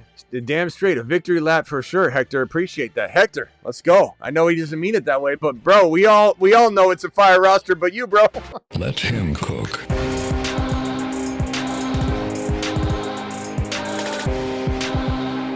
A victory lap Sunday, baby. That's what we're doing. Imagine not liking this team. Come on, my boy. That's wild. All right, so no bye week. So bye week 8. You got to be mindful here. Bye week 8. Dak is bye week 10 again. Can't even go quarterback there. Bye week 8. Charbonnet's bye week 8. Damn it. Geez, we got to reach really far down on this.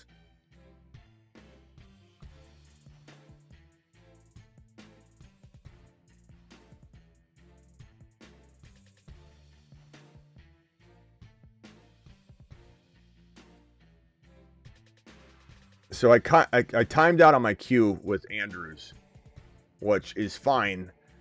I may go likely as well.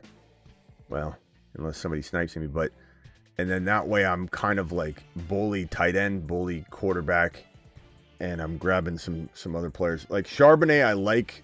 Bye week 8, I have Genty, but I have Bucky, so I don't necessarily have to run away from bye week 8 at the running back position.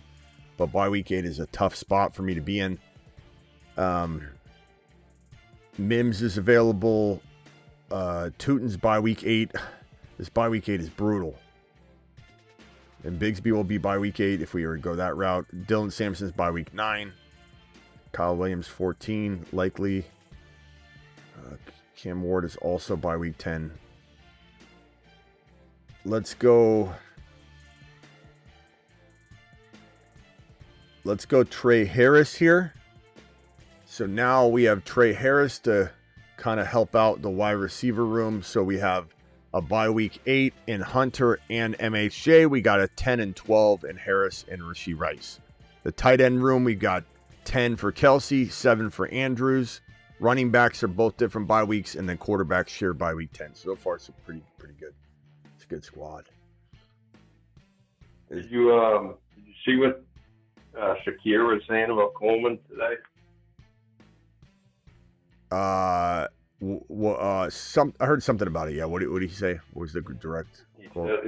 He said he's definitely taking that next step. He had I forget something about great day today, but more so he sees him taking that next step, which he should.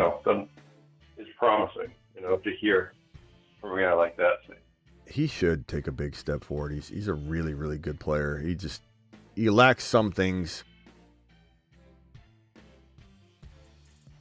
Real quickly, hold on. Someone took Judkins. Wow. I don't know about that. Judkins and Najee. I might go off the rails here, and I know I'm risking it, but at the same time, like, you got to balance the bye weeks, but you also have to still draft the best team, because if you don't make it to the bye week 8 or bye week 12 anyway, bye week 8 is such a devastating bye week. The person you're facing might be ravaged as well. So I'm just not going to let it shape me too much. I'll make sure I'm covered, but I might do some of that coverage later and do some cleanup work, because I don't want to pass on some of these players. And this next pick it shares a bye week, but it's not as devastating as like another pick of the same bye week at a different position. So I'm going to take this pick here, and I got to do some cleanup work after, which I will do. So we're going to roll with Bashal Tootin here, who shares a bye week with one of my running backs. But now I'm Genty 8, Tootin 8, Bucky 9. And I only have to have 2 running backs in, outside of bye week 8, so I can clean that up pretty well. Everywhere else I'm fine. Just because I have 2 bye week 8 players at wide receiver, that's fine. That's not oversaturated. I'm good there. This next pick is going to be critical because I'm going to have to pass on a couple players that I love right here. But I think it's going to work out. I think it's going to fall really nicely the way that these ADPs are spread out. I think this will be okay. So we've got Joe Burrow. We've got Patrick Mahomes.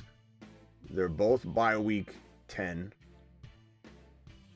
You guys know I love Caleb Williams. And I'm taking him here if he's there.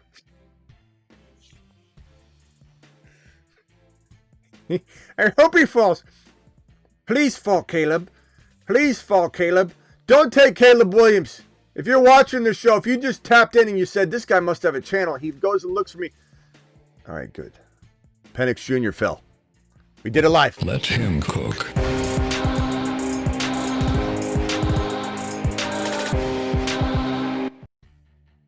Woo! That was a nice little savior for this team because I didn't want to pass on the Burrow-Mahomes situation, and to get Penix Jr. by week 5 jives really well with my QBs. Wow. Burrow, Mahomes, Penix Jr. I'll be flying high. What's up, Space Beast? What's going on? Baller in the building. Bryce says Penix Jr. He called it there.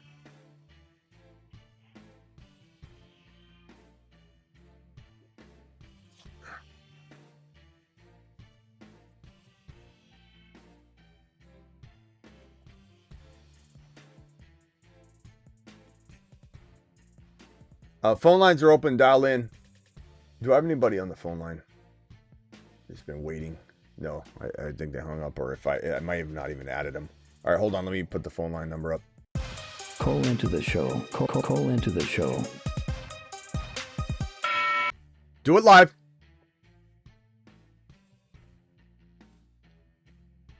I like Kyle Williams here. You know, a player that it's kind of a dangerous pick, but I keep smashing it is Keenan Allen. And you don't know what his bye week's going to be, but it's a real good play later. He's such a, potentially solid late round player. He also could screw you, but I just can't imagine him not coming back and playing solid football. I think he's a great player to target later. I hope this next player falls to me. I don't know that he will. I feel like this is probably where I'm gonna throw this football through the wall, potentially. Bruce, thank you. Oh, yeah, someone could take it. Bruce, you're live. Bruce, hello. Damn it! You, Smitty. That's right. That was a one team who I was worried about. Yeah. Yeah.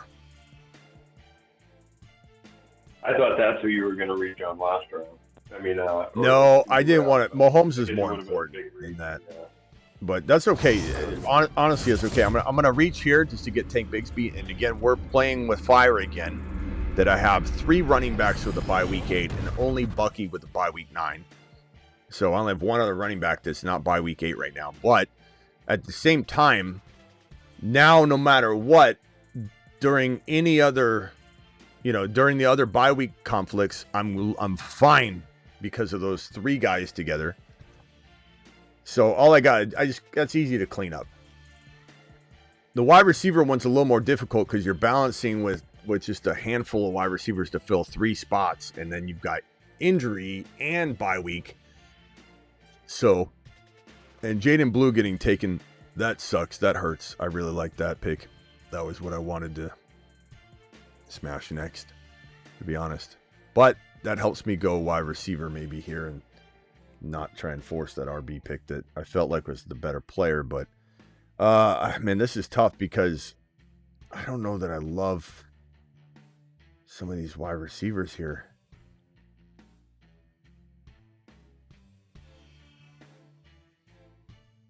Man, I'm almost tempted to.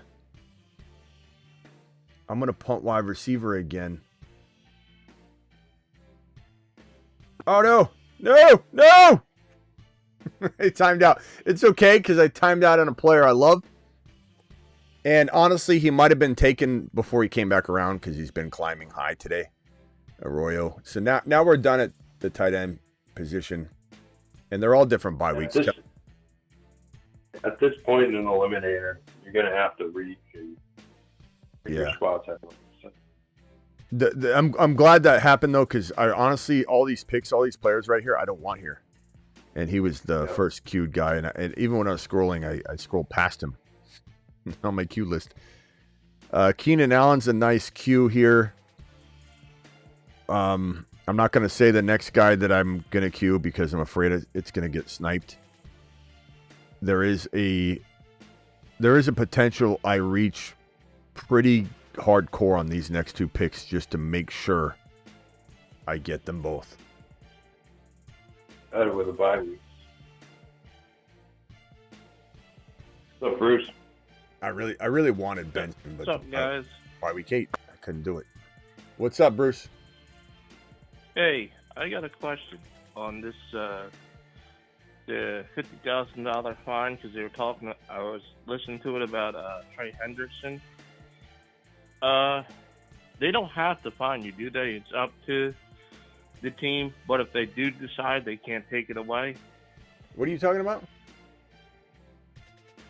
If when you don't report to camp,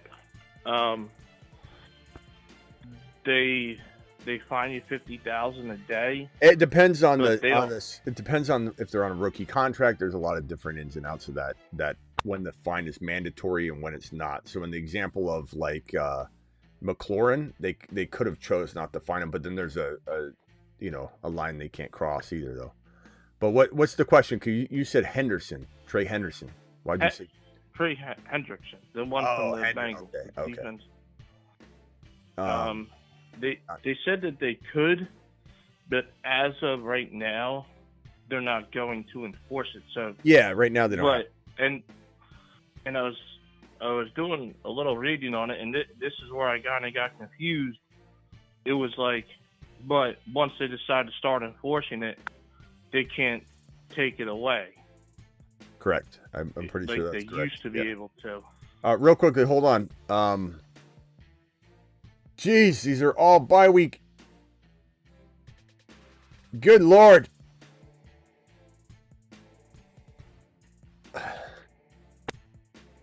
Everybody's bye week 8. I can't help it. All right, so I got I think this is still fixable, but I'm not going to let it compromise as long as I can patch it up. Marv is 8. Rashee Rice is 10. Hunter is 8. Trey Harris is 12. Thornton is 8. So as of right now, in bye week 8, I only have Rashee Rice and Trey Harris. But that's fine. I'm still going to be wide receiver shopping here. But I'm not passing on some of these guys. It's unfortunate. And then this next pick, I'm a little people have been reaching, man. My players have been getting taken. There's 2 snipers in here. There has to be. Because every time. So running backs, I could wait on that, I think. I don't know though.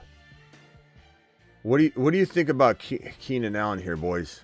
Or do I go with? If I say it, I gotta take him though.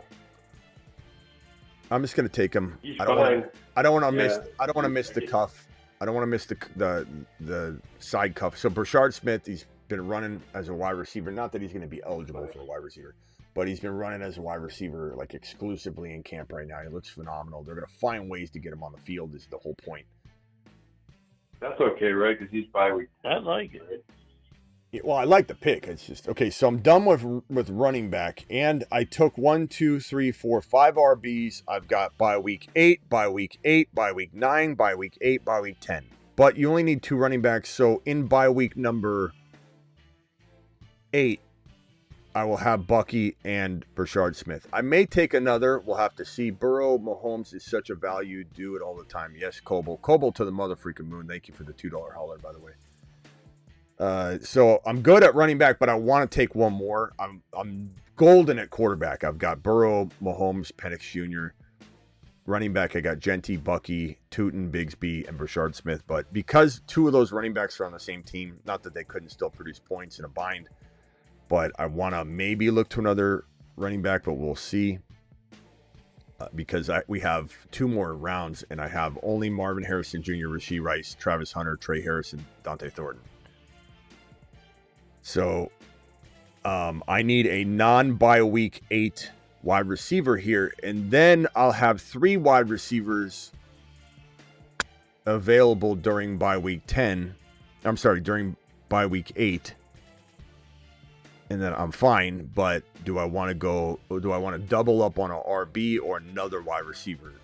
The running back thing is a lot easier to weather through, though, because there's only 2 starters required. 3 wide receivers required is a lot tougher, especially when you only have, 7, and then they share a bunch of bye weeks.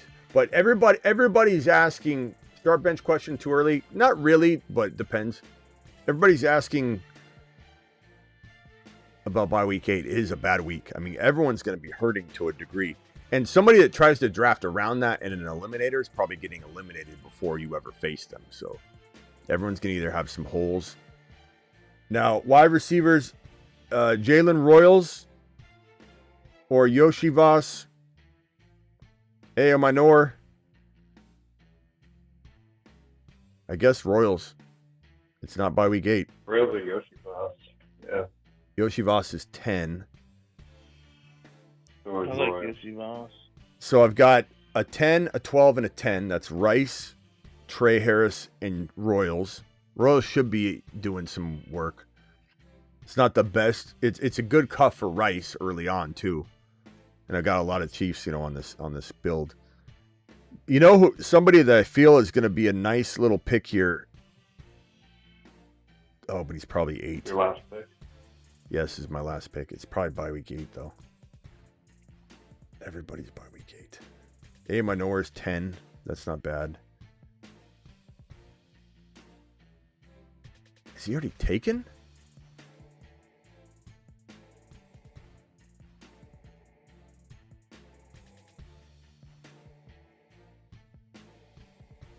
I like Yoshivas a little bit. You haven't heard much about him though lately, and sometimes that's like a disappointing thing that shouldn't really. A good thing or a bad thing? He had a big catch today. All right, man. Tesla's by week 8. I want Tesla. Minor, Yoshivas, or just take Tesla and roll with 3 players for that bye week. I'll go Tesla. I think Yoshi would be fine. So, yeah. I may have, if things aren't perfect, I may have a problem having 3 wide receivers in bye week 8. I have it covered, but that pick right there, taking another bye week 8 wide receiver, it could be the death of me in this contest, but it also could be the saving grace.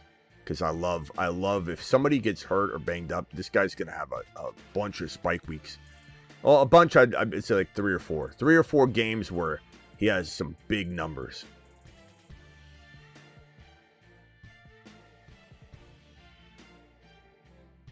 Let's see here, Eliminator. Let me put my team on screen. It is a dangerous road.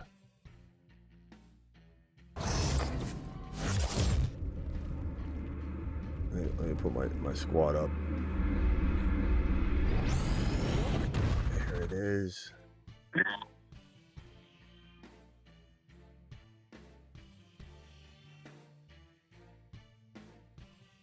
Okay.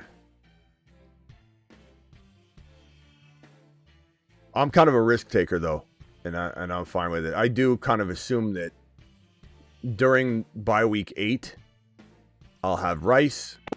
I'll have Tre Harris.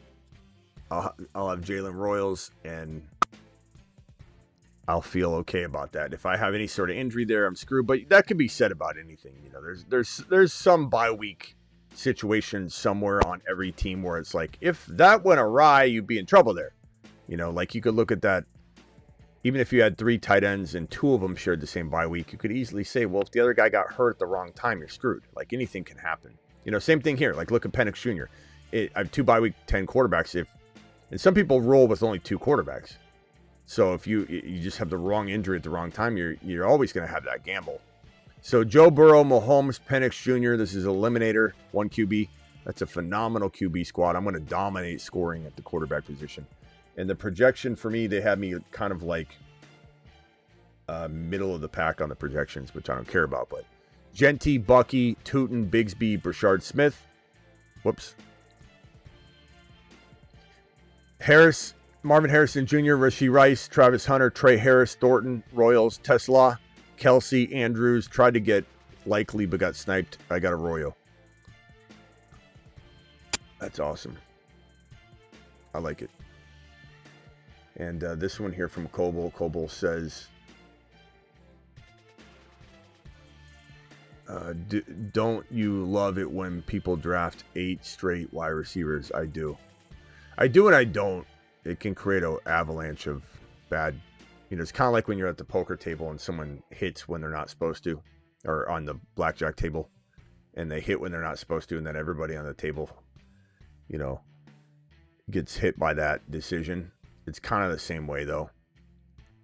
All right, let's roll into another draft real quickly. Thank you, Coble. Thanks again for that other $20 or $10 super chat as well, my boy. All right, let's get into a Pomeranian. Don't click it yet. I'm not clicking it yet. We'll count down. There's a little bit of a delay, so I'll wait a second too. All right. Go to the Pomeranian. It's a $3 20-second draft. In 5 seconds, hit the green button. I'll wait about 4 seconds before I actually hit it after I say hit it. That way we kind of time it right. So in 4 seconds, 3 seconds, 2, 1, click it. I'm going to wait 4 seconds. Underdog promo code Smitty in case you want to. Well, 5 more spots, 4 more, 3, 2, 1, full. Draft. You guys fill it up so quickly. If you guys want to draft with us next time, or if we ended up doing another one tonight, I don't know that we will, but hit the link that's in the live chat pinned, or hit this link. I'm going to drop it right now, or use code Smitty if you're manually downloading Underdog and it says, how did you find out about it? Because they'll give you a 50% match in your first deposit, all the way up to $1,000. So smash code Smitty. Do it live. Let me pull up the draft. This is a Pomeranian draft, so it is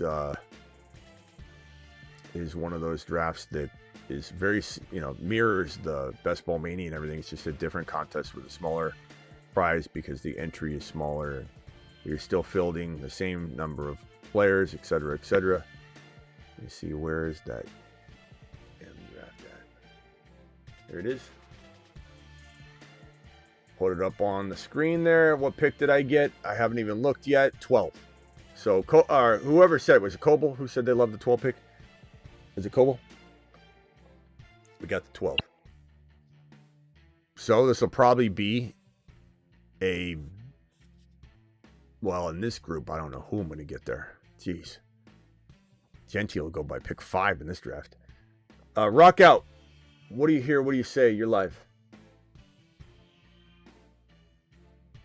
What do you think about Lane's camp so far? Yeah, Jalen Lane's another one that's looked really good.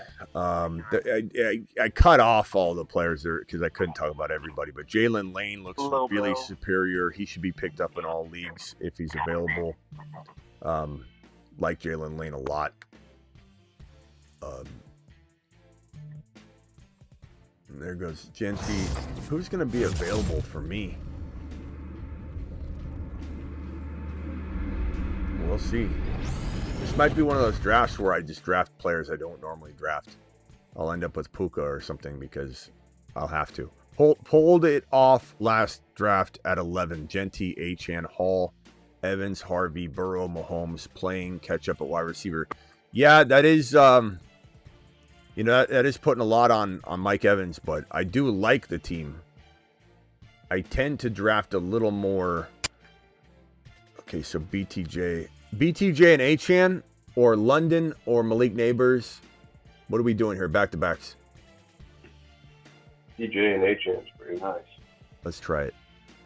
BTJ and Achane balance. Probably best to be balanced with this group, because if there's sniping going on, I don't want to get put in a box later where I've got to try an eliminator again, did you say? No, this is a Pomeranian. Oh, okay. That's a good start, though. I like that. Coble, appreciate you pulled it off. Yeah, it's a good start. If you could get like Travis Hunter on top of it somehow, and you're already past that point, I think. But that's where I would probably Burrow and Mahomes with only the one wide receiver. I mean, you got Genty, Achane, Hall, and then you went Harvey.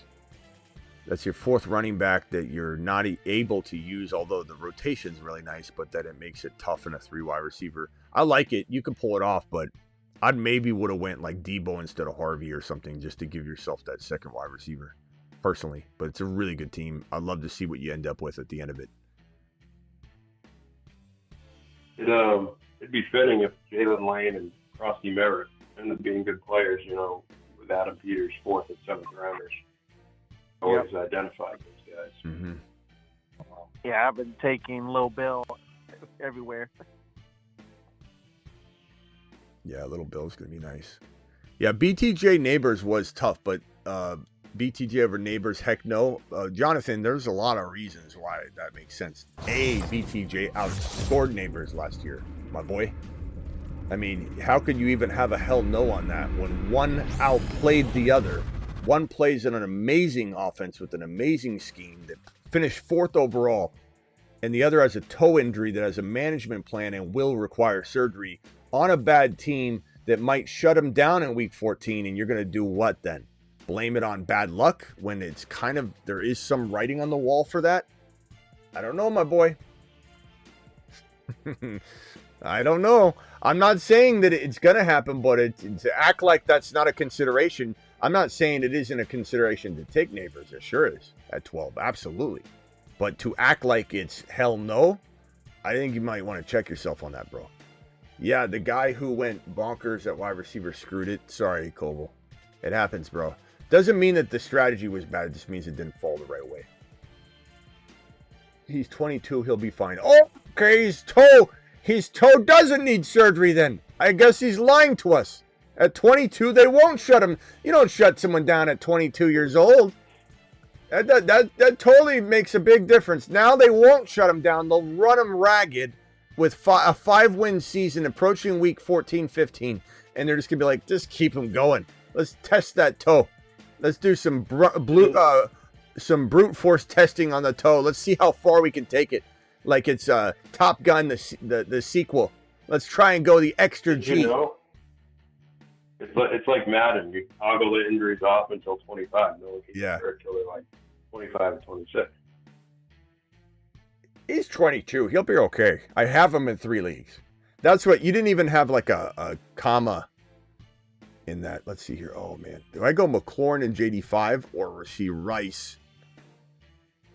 And I say McLaurin and JD5. Or if you do. Washington. I like it though, yeah. I could go Worthy here.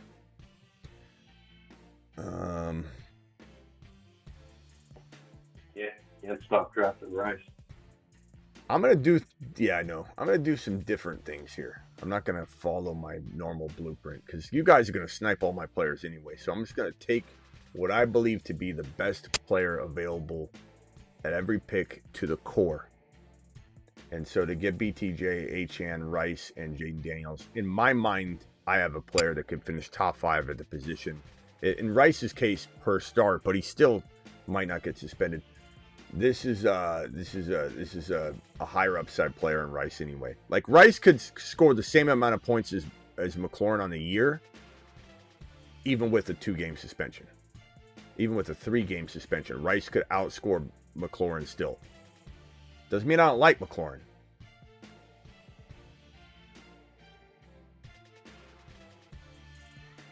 I mean, that's a quad right there. That is a quad. Doing it live. The guy bonkers at wide receiver. Man, that sucks. Yeah, Bruce, what can I do for you, pal? I know we talked this, and I don't know what he went in your other draft, but how far did Mixon drop down? I don't remember where he went in the other draft. I'm not sure. I know he's been out. Last night. He took 10th last night.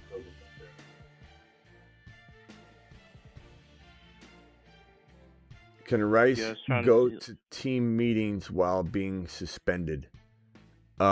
He will be probably not allowed to go near anything during the suspension, but again, he might not even get suspended. Probably will, but there's a chance he doesn't.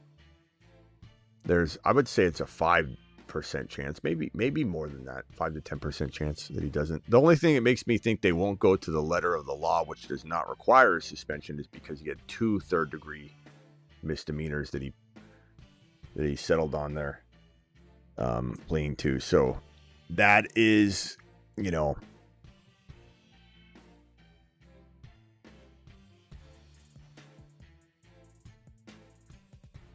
see, what am I going to do here? Yeah, so Mixon's ADP is at 63. Round 6.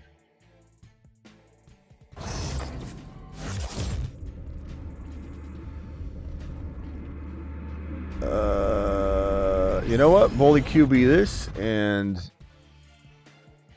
we'll take Debo that. Boom. JD5 and Debo stacked. Joe Burrow naked.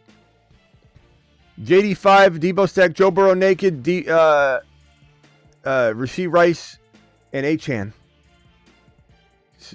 Smash picks I'm not using. I mean, the bully QB's hard. Caleb Johnson just went, yeah. I would have taken RJ Harvey, but there's no way I'm getting any of my players. I like the team, though. It's a good-looking squad. It's kind of freeing to not worry about anything but just taking the best player. And it's so hard because it's easy to preach it, but it's really hard to deploy it. Even if you preach it over and over and over.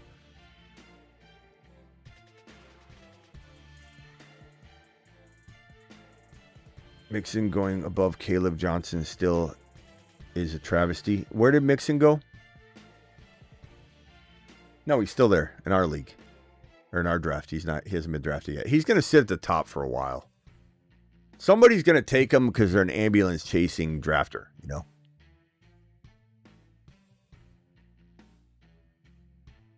82 on sleeper. Yeah. Tried sending you a $20 hauler, but it wouldn't let me. Please read my question in the comments, Smitty to Pluto. Huh. I don't know why it wouldn't let you. All right, hold on a second. Here's 5 more because you're the best. Thank you. Bruce just left. Best in the business. Found you 2 years ago, and I won 4 out of 5 leagues. Thank you, Jerry. I appreciate you. All right, let me see if I can find your question, my boy. Thank you for doing the double.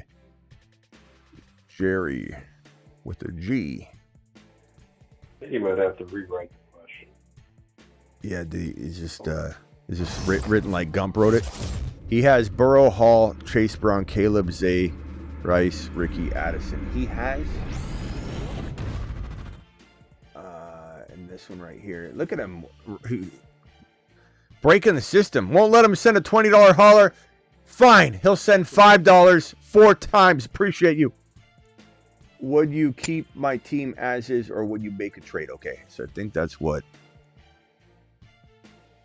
All right, let me. Yeah, he's talking to the third person. That's right, bro. Bro drops $5 haulers over and over. He could. That's how he talks. That's how we do it.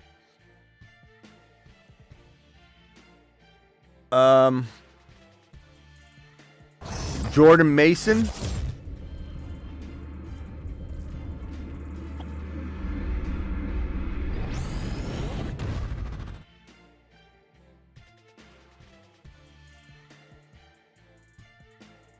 Evan Ingram. I'm literally taking the best player available.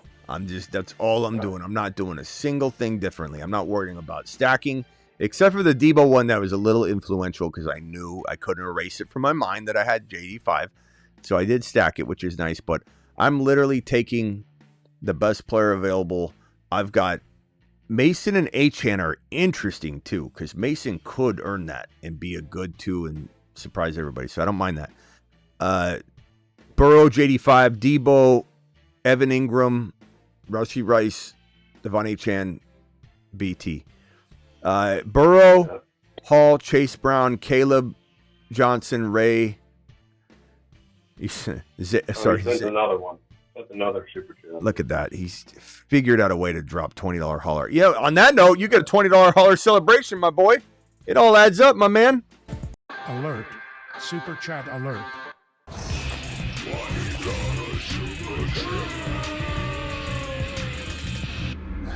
Appreciate you. So, there's a question before the Burrow comment, my bad. I don't see it. I think he's got to rewrite it. Hey, yeah, bro, ask the general question because I've searched down and Travis has even said it and Bryce even said it. I would rewrite the question. We don't see it. I don't think it went through. You might have had it in the super chat or you're not remembering that you didn't post it or something because I don't see the actual question. But I like your team. Hall, Chase Brown, Burrow, Rice. I of course would love... I feel like this is lacking a player before it would be a team that I could blindly say could win the league. Just being honest. So, whether that's trading away a draft pick, which tends to be where I'm, unless this is redraft, trade away a draft pick, it tends to be the way to get an extra player that, Hall, you can't sell high. You could trade Burrow into Bo Nix and try and get that like Hunter or Harvey or Hendy. That would probably be a direction I would take it. Rice, you can't sell high. No one's going to do it. Addison, I don't mind throwing him in, or Ricky Pearsall throwing him in to get a deal done, Caleb. But assuming this is a keeper league, I would definitely be using a draft pick or sending Burrow packing or both to get that extra Travis Hunter, Harvey, Hendy. Or even like go get Debo for a second rounder right now. Or trade Addison, I don't mind trading Addison or keeping Addison. I guess I would say, I'd rather have Debo over Ricky Pearsall, and that keeper value might have somebody. Hold on, let me just. Gonna time out. Oh well. Here's my cue. Okay, so I think that team is the team he's trying to trade with. He says, yeah, the Lamar team is my team. But that's what we're trying to tell him is we don't see that. So Lamar team. Yeah, you got to repost it. It's not there, Jerry. No one saw it. Everybody in the chat is telling you to repost it, so we don't have it. We don't have it at all. Repost the question again in an entire message if you can. We don't see it. No one sees it. No one has a Lamar message. There's not one in sight. And thank you for those. For context, it's a super flex. A super flex. PPR. Best available is tough but reliable. Never reach, says Kobo. Thank you, Kobo. Appreciate you. I was hoping you would pass on Burrow and I could stack him with Allen. Good pick. Thank you, Jaime. Appreciate you. Glad you're in the draft. Glad you made it in, my boy. Glad you made it in.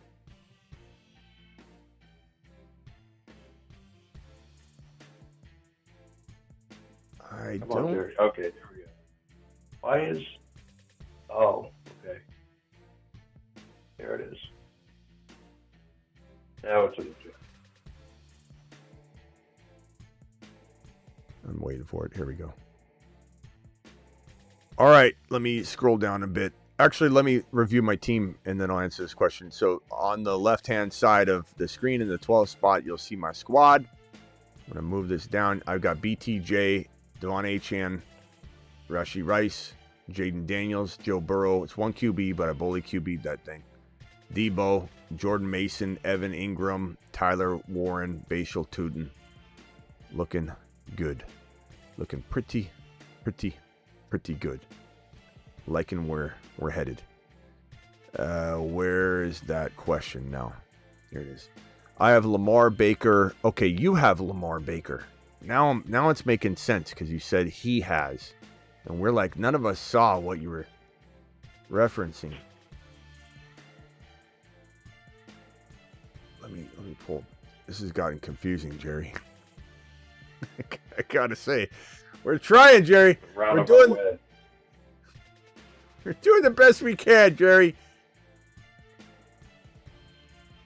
Or piecemealing your questions together. Burrow Hall. He has Burrow Hall, Chase Brown, Caleb. Okay, now it all makes sense. And now I got to pick again. Hold on.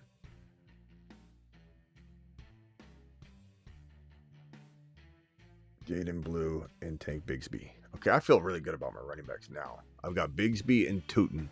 I got Jaden Blue. I've got Jordan Mason and Achan.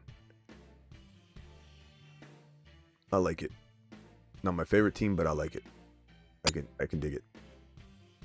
All right, back to the question. Okay. I have Lamar Baker. Okay, so you're good at quarterback. You got Bajan. God, it's so hard to say. I'm saying it right? Bajan.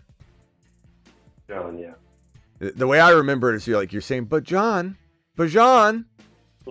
You know, like if you were talking real quick. Bajan, I don't understand what you're saying, Bajan, come back. Bajan.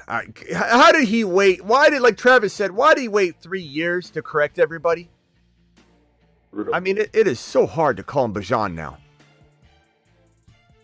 I mean, he's so laid back. Like, no, you know, it's like someone. It's literally like saying you have a different name. Like, it could be like his first name's Joe. Yeah, call him Joe. You know, it's just like, how laid back are you? Somebody's calling you. Someone called me Smitty for like 3 years. I would have corrected him by then, I think. He has Burrow Hall. Okay, so your team is Bajan, Kyron, Mason, RJ. Nice, bro. Now I feel like you've watched the show.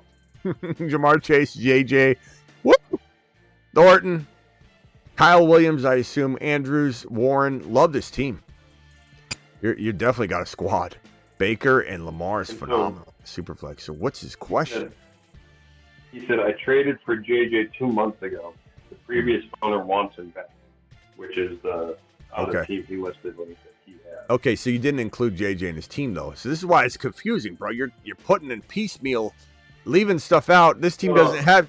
Wait, what? No. Oh, he wants JJ back. 2 months ago. He wants him back now. See, I'm still confused. Okay, I got it. I brought it together. It's full circle. Sorry, Jerry. Jerry, you're right. Jerry, you did good. If I'm doing a trade like this, I'm sorry. You've got RJ Harvey, you've got Kyron, you've got Bajan. You don't need his running backs, even though I like his running backs. Rasheed Rice, you've got Jamar and JJ. I mean, quite honestly, maybe Rasheed Rice and Burrow. And I mean, bro, I don't know if let me just map this out. Let me make my pick here. Hold on. I know we keep getting interrupted. I was going to say, you might even need to get like Chase Brown somehow, because I don't know if I would do this 2 for 2. Hold on. Pat Bryant. Yeah, if he wants him back that bad, wrong. Yeah, you gotta take him to the cleaners, bro. All right, hold on. What's my team look like here? I got JD5 Burrow. I got Achan, Mason, Tootin, Jaden Blue. I've got BTJ Rice, Debo, Bryant.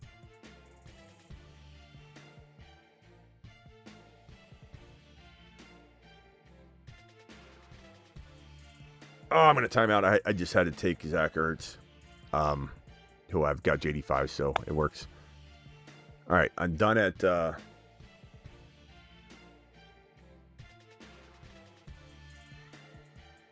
tight end. I got Tyler Warren, Zach Ertz, Ingram. I got BTJ, Rasheed Rice, Debo, Pat Bryant.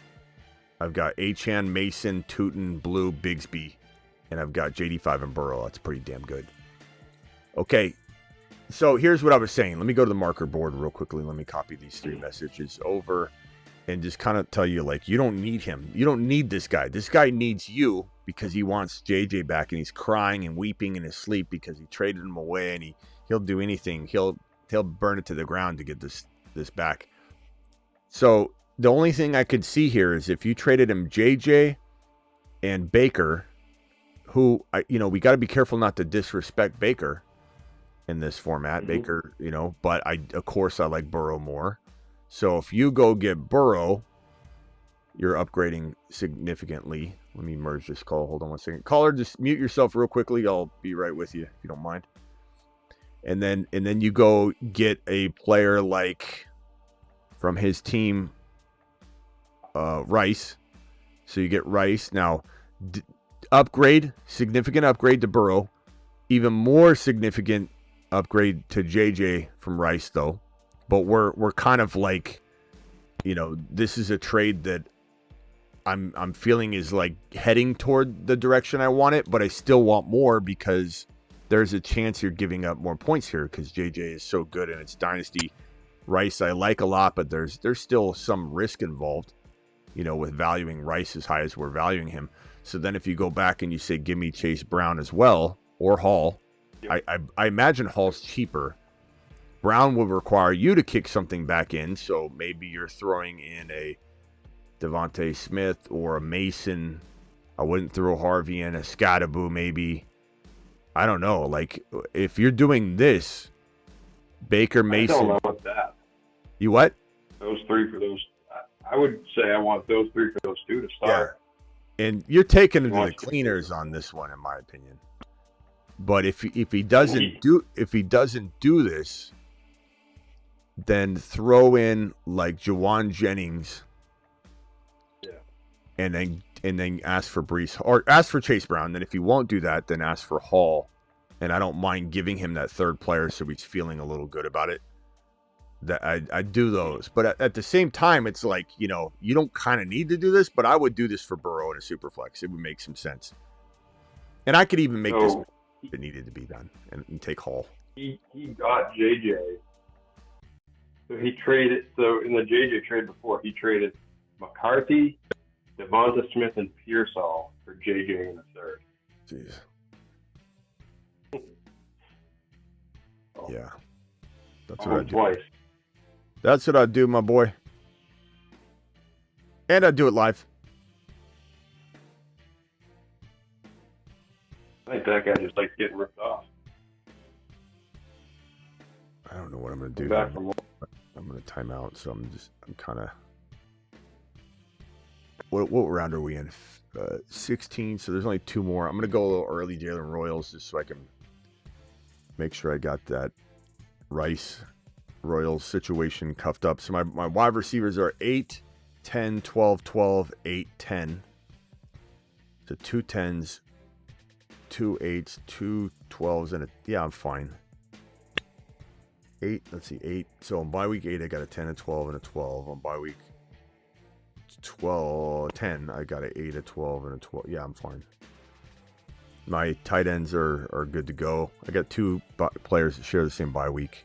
I almost don't need a 3rd quarterback. I could, but Daniels and Burrow share different bye weeks, so pretty good so far. I think if I was to draft another player, it's a wide receiver and either a 2nd or 3rd quarterback, or I could go running back. I like this team. Traded Stafford and Caleb for Devontae Smith. Okay. Well, go try those, Jerry. That would be my advice.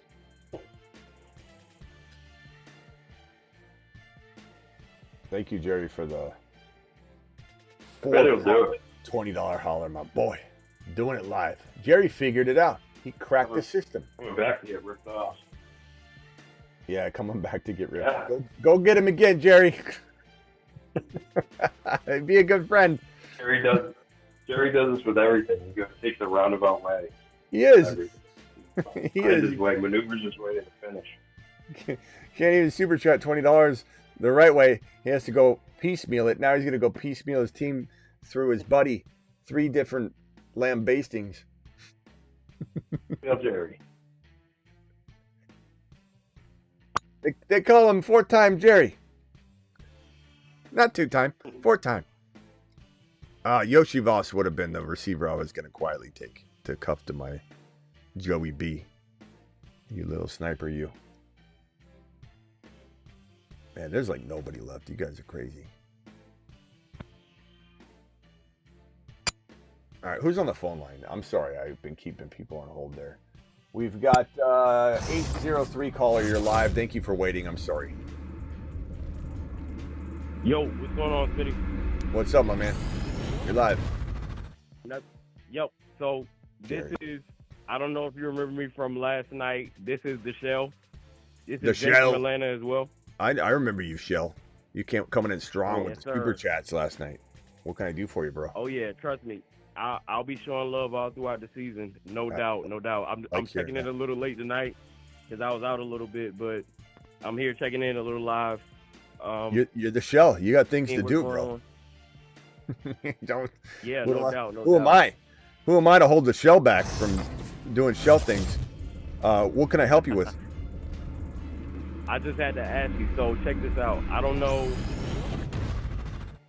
I just wanted to know what you thought about the Panthers backfield. So, I know Chuba's going around the 50 pick in best ball. I haven't done a redraft yet because all of my leagues, we haven't done any of our redrafts yet. I think I'll be in 3 this year. But we're not going to draft until probably around the third week of preseason, end of preseason.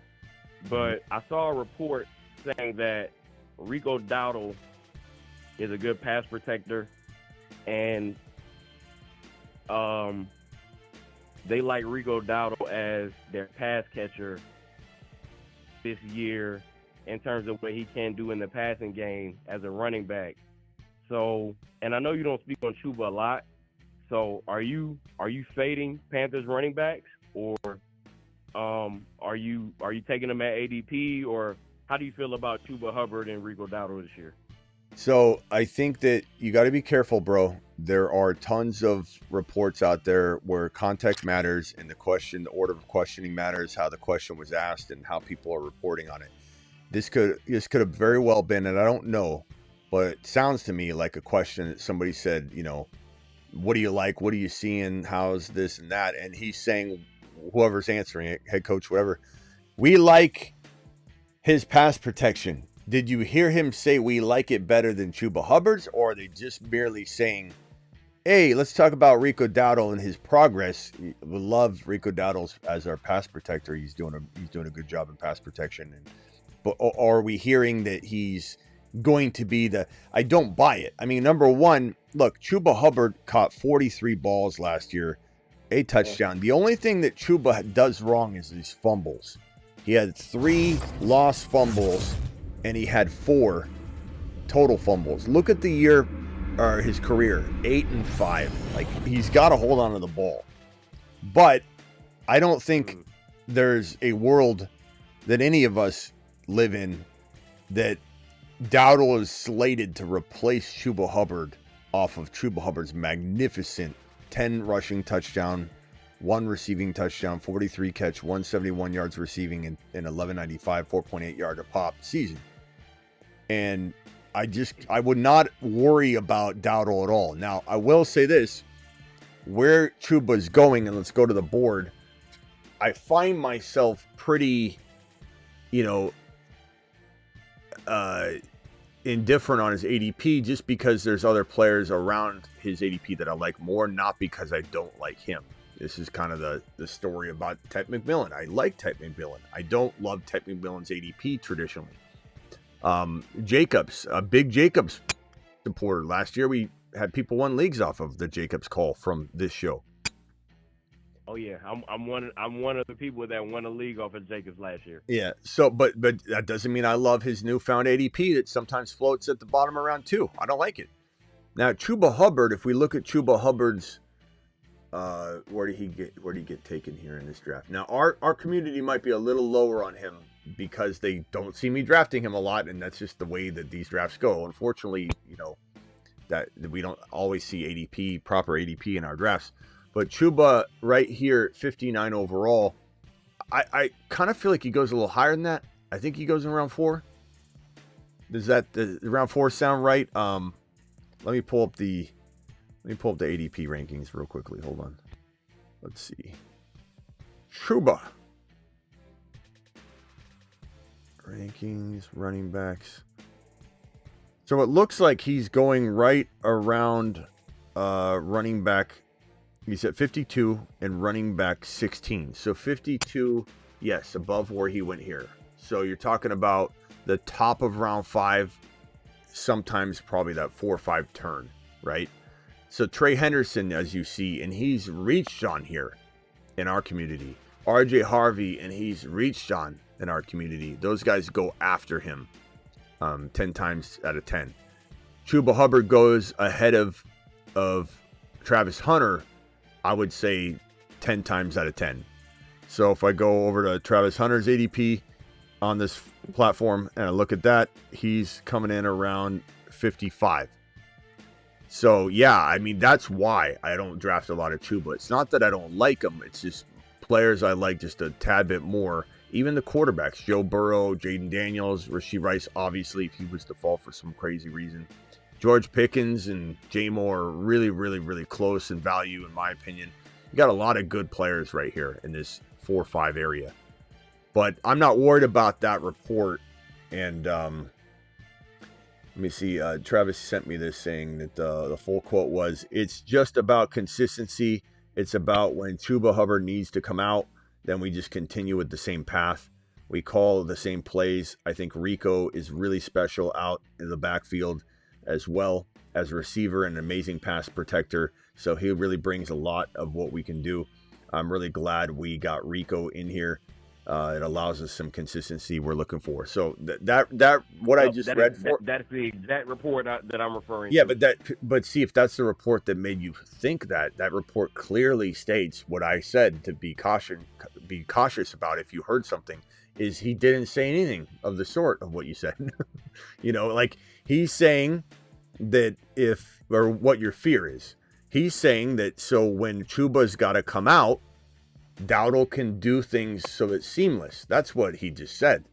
So I'm not worried about that quote at all. If that's the only thing that triggered your fear, no. That he just, like, listen to it again. It says Rico's special out there. Or hold on. It's about when Chuba needs to come out.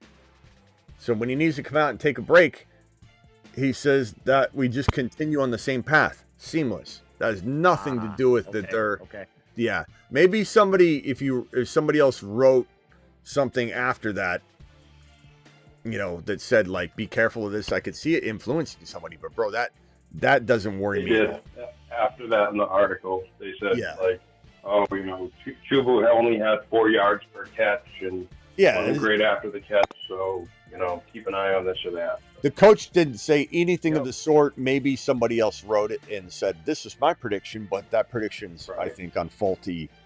That's not a very good call. Rico Dowdle, I doubt he'll take anything from Chuba. I think that Dowdle's a decent player. I'm not saying he's not. I'm not saying that quote wasn't correct. When he's got to come out, it probably is pretty seamless in some ways. But there's nothing there. Nothing. Okay. All right. Shell, what else you got cooking, my boy? Now, yeah, that's all I was wondering. I was just wondering if Dowdle was somebody that you would take late in best ball, or like you're just still like, nah, it's just not even worth the pick. Well, I mean, considering you're probably only rostering 4 or 5 running backs typically, and if you do 6, you're running bone dry at another position as a backup, backup situation. So you're kind of drafting 5 running backs at most times, right? And are you going to hold Rico Dowdle? Like, I can't imagine ever drafting Rico Dowdle, who's not guaranteed a single carry in my mind. He's a seamless substitute, which his coach just told you in a quote. That quote isn't good. That quote does more damage than good because it's telling you when Chuba comes out, he's pretty good. But, I mean, I don't – why would you want to own that player that has no path to take over the starting lineup? Ja'Cory Krosky-Merritt could take over the starting lineup. Brashard Smith could take over the starting lineup. Bashal Tuden could take over the starting lineup. Those are your fifth and fourth running backs. Not a Rico Dowdle ever do anything backup plan. Even if I had Chuba, I'm not wasting one of my precious, valuable 5 running back spots on Rico Dowdle. You know what I mean? I think the only difference between him and those guys is Rico Dowdle kind of just creeps in the back of my mind because he was a 1,000-yard rusher, and I think he averaged 4.2, 4.3 last year on the Cowboys. So, like, you know, and he did 1,000 already. So it's more like like when a running back runs for 1,000, I don't know, like, and he does it at a pretty good rate. I kind of think it's actually 4.6. It's like so that is nice, Algier but before 4.2 came. I think that's what it is. Yeah, 4.2 is not nice, but he used 4.6, which was nice. But look, I get what you're saying, and I'm not saying that if injury struck, he wouldn't be pretty solid. I'm not saying that, but if you're going into this with a healthy Chuba Hubbard and you're wasting one of your 5 precious running back spots on Dowdle, you're banking on injury or you're getting screwed. So he's not worth a cuff. In my opinion, no. I mean, is it the end of the world if you cuff him as your 6th running back and you go with 2 tight ends or something, or 2 quarterbacks? Like, let's say you had Burrow and Mahomes. Or you can't have that. They're both by week 10. Let's say you had Bo Nix and Mahomes or whatever, and you don't need a 3rd quarterback, and you want to take Rico Dowdle as your 6th running back to cuff to Hubbard. I'm fine with that. That's the only scenario I'm going to be okay with taking Rico Dowdle. As a standalone pick, even though it could work out, I'm not even going to apologize. I'm not saying to you, Shell, but I just mean to somebody that said, you told me not to take Rico Dowdle and Chuba got hurt and Dowdle's doing great. You're banking on an injury for him to even score meaningful points at all. And with 5, and it would be different if you're in a dynasty league, sure. Roster him and put him on the bench. You got 22-man roster, 24-man roster. You got practice squad spots that you can even put rookies on to open up spots for like a guy like Dowdle. Whatever the case may be, sure, I'm fine with that. But in a setting, you said best ball, where you can only draft typically 5 running backs, you cannot draft players like this that have only a major injury as a path to be useful. Otherwise, you got a 5th spot that's not helping you on bye weeks or when injuries strike outside of that situation. And now you're like, oh, well, I got Rico. Like, Rico's okay. He's okay. There's nothing wrong with him, but this is not the player to draft in a 5 running back setting, a 5 rostered running back setting. In other settings, I'm fine with it. Or as your 6, if you do really good QB drafting and you got 2 monsters, then if that's what makes you safe to get Dowdle with Chuba, then do it that way at least, okay? Got it.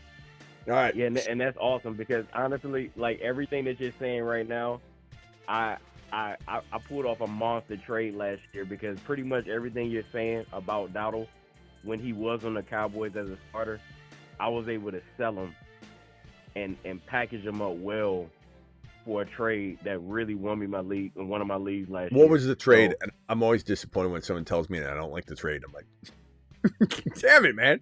All right, what was it? I traded him away, though. I traded him away. And listen, right, and this was when after Trevor Lawrence got hurt. Last year, I packaged Rico Dowdle and BTJ after Trevor Lawrence got hurt. And I think I got Kenneth Walker. BTJ was great after Trevor Lawrence got hurt.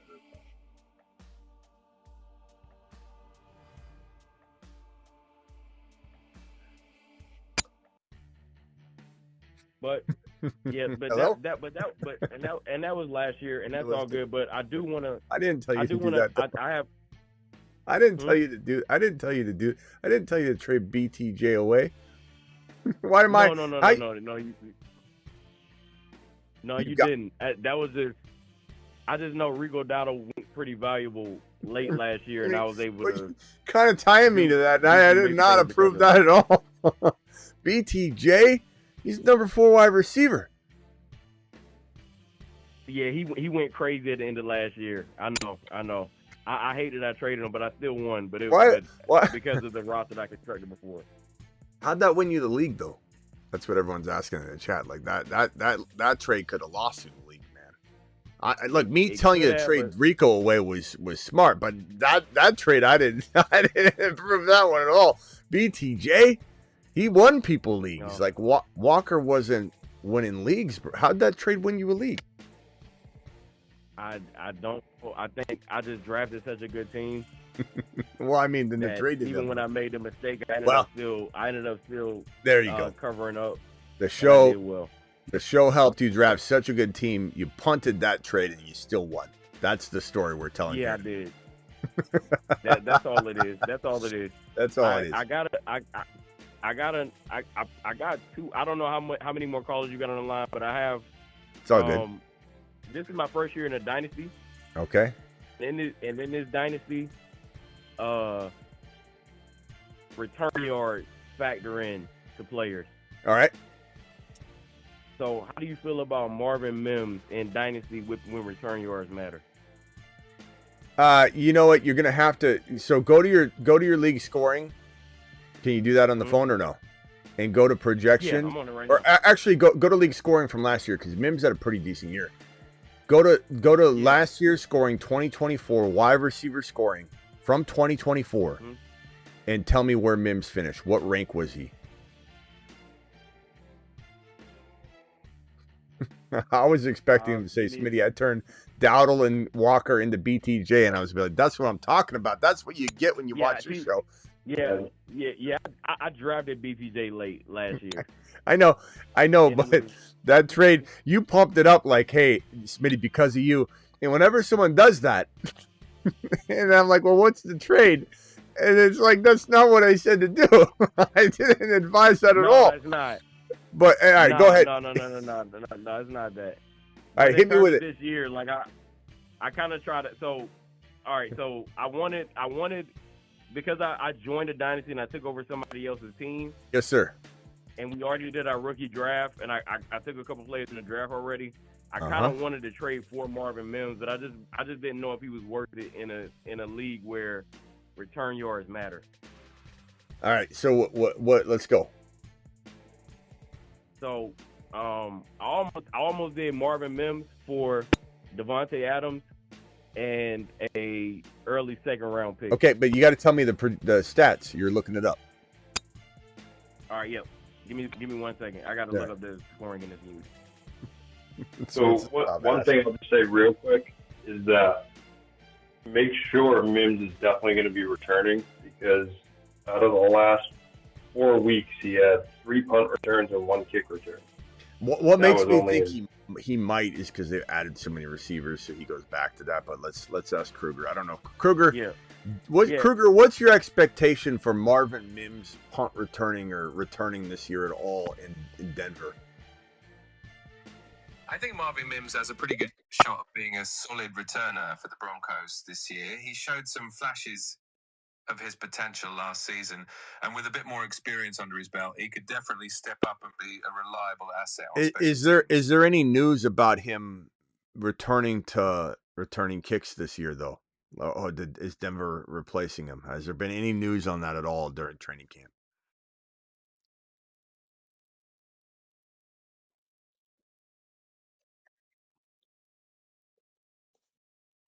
Yes, it looks like Marvin Mims Jr. is going to continue being the Broncos' primary return specialist this season. The team seems confident in him, and he even led the league in punt return average last year, so they're definitely planning on keeping him in that role. No signs of replacing him at all. I don't know if I'd trust him fully on that, but it's a good point. Where did he score, bro? Where did he score in your format? In my format, he was wide receiver. He was wide receiver 46. How? How is that a return yardage league? That can't be. Yeah, in PPR he was 57. How could he only get that bump? Your league must not really reward. Because when I'm looking, like he's even when he had weeks where, like on Sleeper, he was in the red in reception, he still had like 15 points because of he would return like 3 punts and get like 69 yards. So those 69 yards he returned, it'd be like 6. How could he only be wide receiver 46? I think he'll be better than he was. Yeah, he had 408 punt return yards and 194 kick return yards. He only had 7 kick returns last year. He had 26 punt returns. I don't know. I don't know why. This math is not mathing. No touchdowns. Sick Nasty says he was wide receiver 57 in his return league. I think he could get more returns this year, though, maybe. I don't know. It's hard to say. I would say based on him having a pretty good year last year and that there's more wide receivers added, you probably fade him if the 46 is where he's ranking in your league. So you said you're going to trade him for Devontae. I'd pull that trigger. I would run. Now, I don't want you coming back and saying, Smitty, because of you, I got Devontae Adams, but I ended up giving up JD5 for him. But I did it like you said. We won the league. I did. Go get Adams for Mims. Do it live. Absolutely. Okay. So, all right. So listen to my dynasty team that I have right now. I have Bo Nix, Hampton, Chase Brown. I have Adams. Worthy. You have Adams. Wait a minute. I drafted top. Yep. How do you have Adams? Yeah.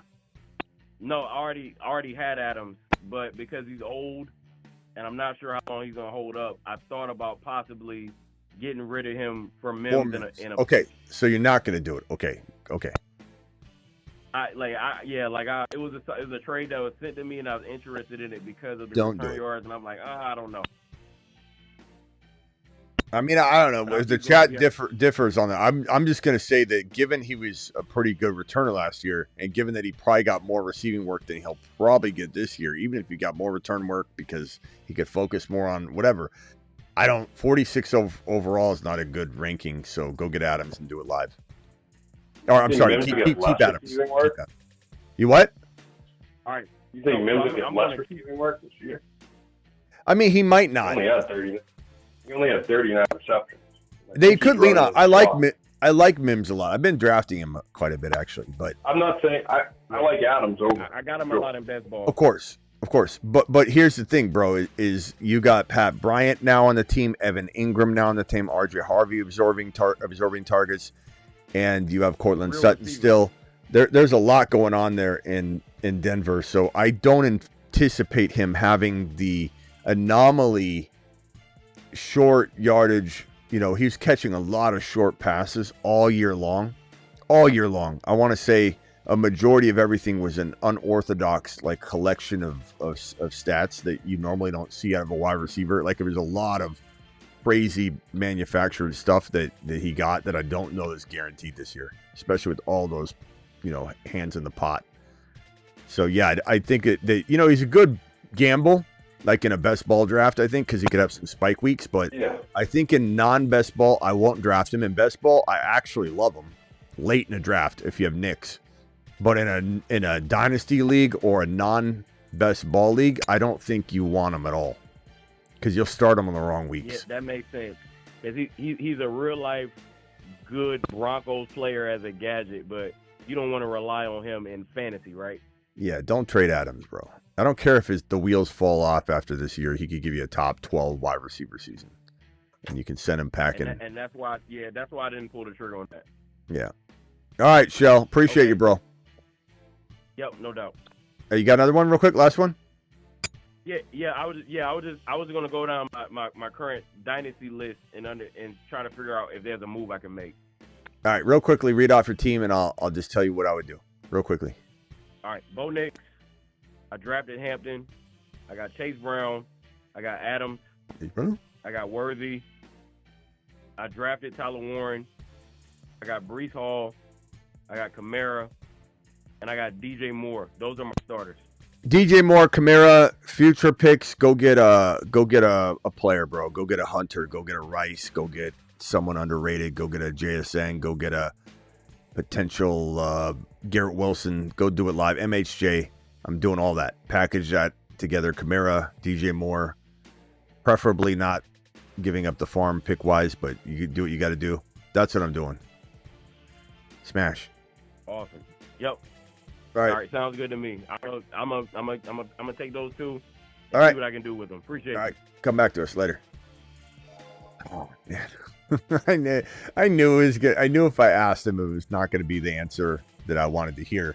But it's so funny how people will, I don't want to say pretend. That people will say, "Oh, Smitty, I made a move because of you," and I'll be like, "Well, what was it?" And it doesn't line up with anything I would do. I'm like, "What do you mean? How do you?"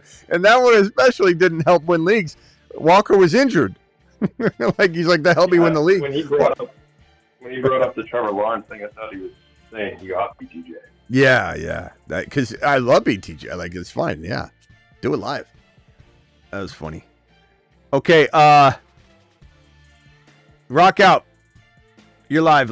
Final thoughts. Oh, actually, real quickly. Mahomes and DK or Burrow and Golden, says Daniel.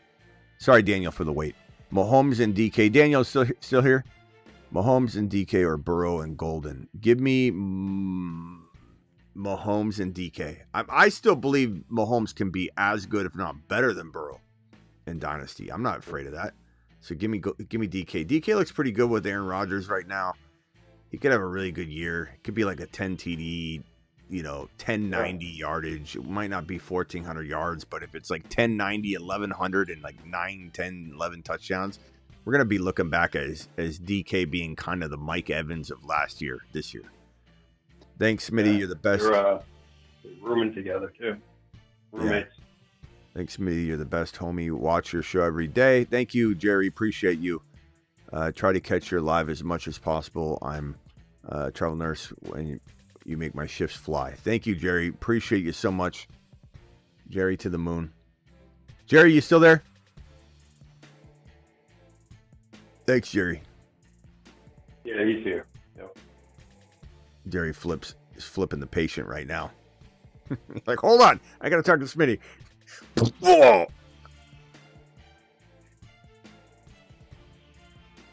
There's Jerry. Jerry, appreciate you.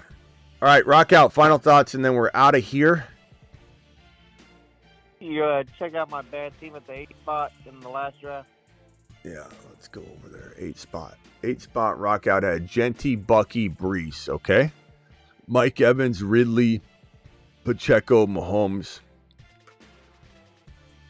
Shakir, Trey Harris, Kyle Williams. Not bad. Kind of my advice to people in a sniping environment is to not try crazy off-balance approaches, just because the snipage will probably screw you at the other position. Like my advice is whenever you go into a draft with our crew, you make it as balanced as possible so you can go in any direction, as everybody's sort of shoving everybody into a cul-de-sac. And everyone's like, oh, we gotta go this way now. But I love those 3 running backs, but where I would have gone a different way would have been like JSN would have been kind of solid there. Terry McLaurin's a little early, but I'm thinking McLaurin will make it back to me. Yeah, or if MHJ falls or Garrett Wilson in a normal setting, this is a great approach. Yeah, they both went up the board for. Or you go running back like this. Don't throw this idea out the window. Just do it in a non-sniping setting, and you would have got Rashee Rice and Hunter. Yeah. All right, my boy. I was just trying something different. Yeah, why not? Especially on a $3 draft. Right. All right, see you later, Rock Out. Appreciate you. All right, cool. Later, bro. Travis, any final thoughts? Yeah, so earlier in the season, I got offered, this was way earlier, probably, I don't know, a month ago, maybe 2 weeks ago, Bigsby, I think in a second for James Cook, and I think the guy's over there. But how close is that getting to you now? I know probably need more, right? James Cook is still the starter and still taking earlier. And all that. Yeah, you need a lot more. Hold on one second. Gifted memberships. Who's dropping these bad boys? Shell dropping 10 gifted memberships on the way out. Thank you, Shell. Appreciate you. Everybody thanks Shell if you got a gifted membership. Shell knows what time it is. It's gifted membership time. Yeah, you're saying Bigsby. Go ahead and tell me again. I know the guy listens to the show, so yeah. But Bigsby in a second. He kept up Bigsby in a second, which I know isn't. But what would you need, like, in addition to that? Bigsby in a first, probably. Okay. Who else does he have? Like, to make these sides even, I need Bigsby in a first. Blue, Rusty Merritt, Josh Jacobs, got an older team. Aside from the rookies.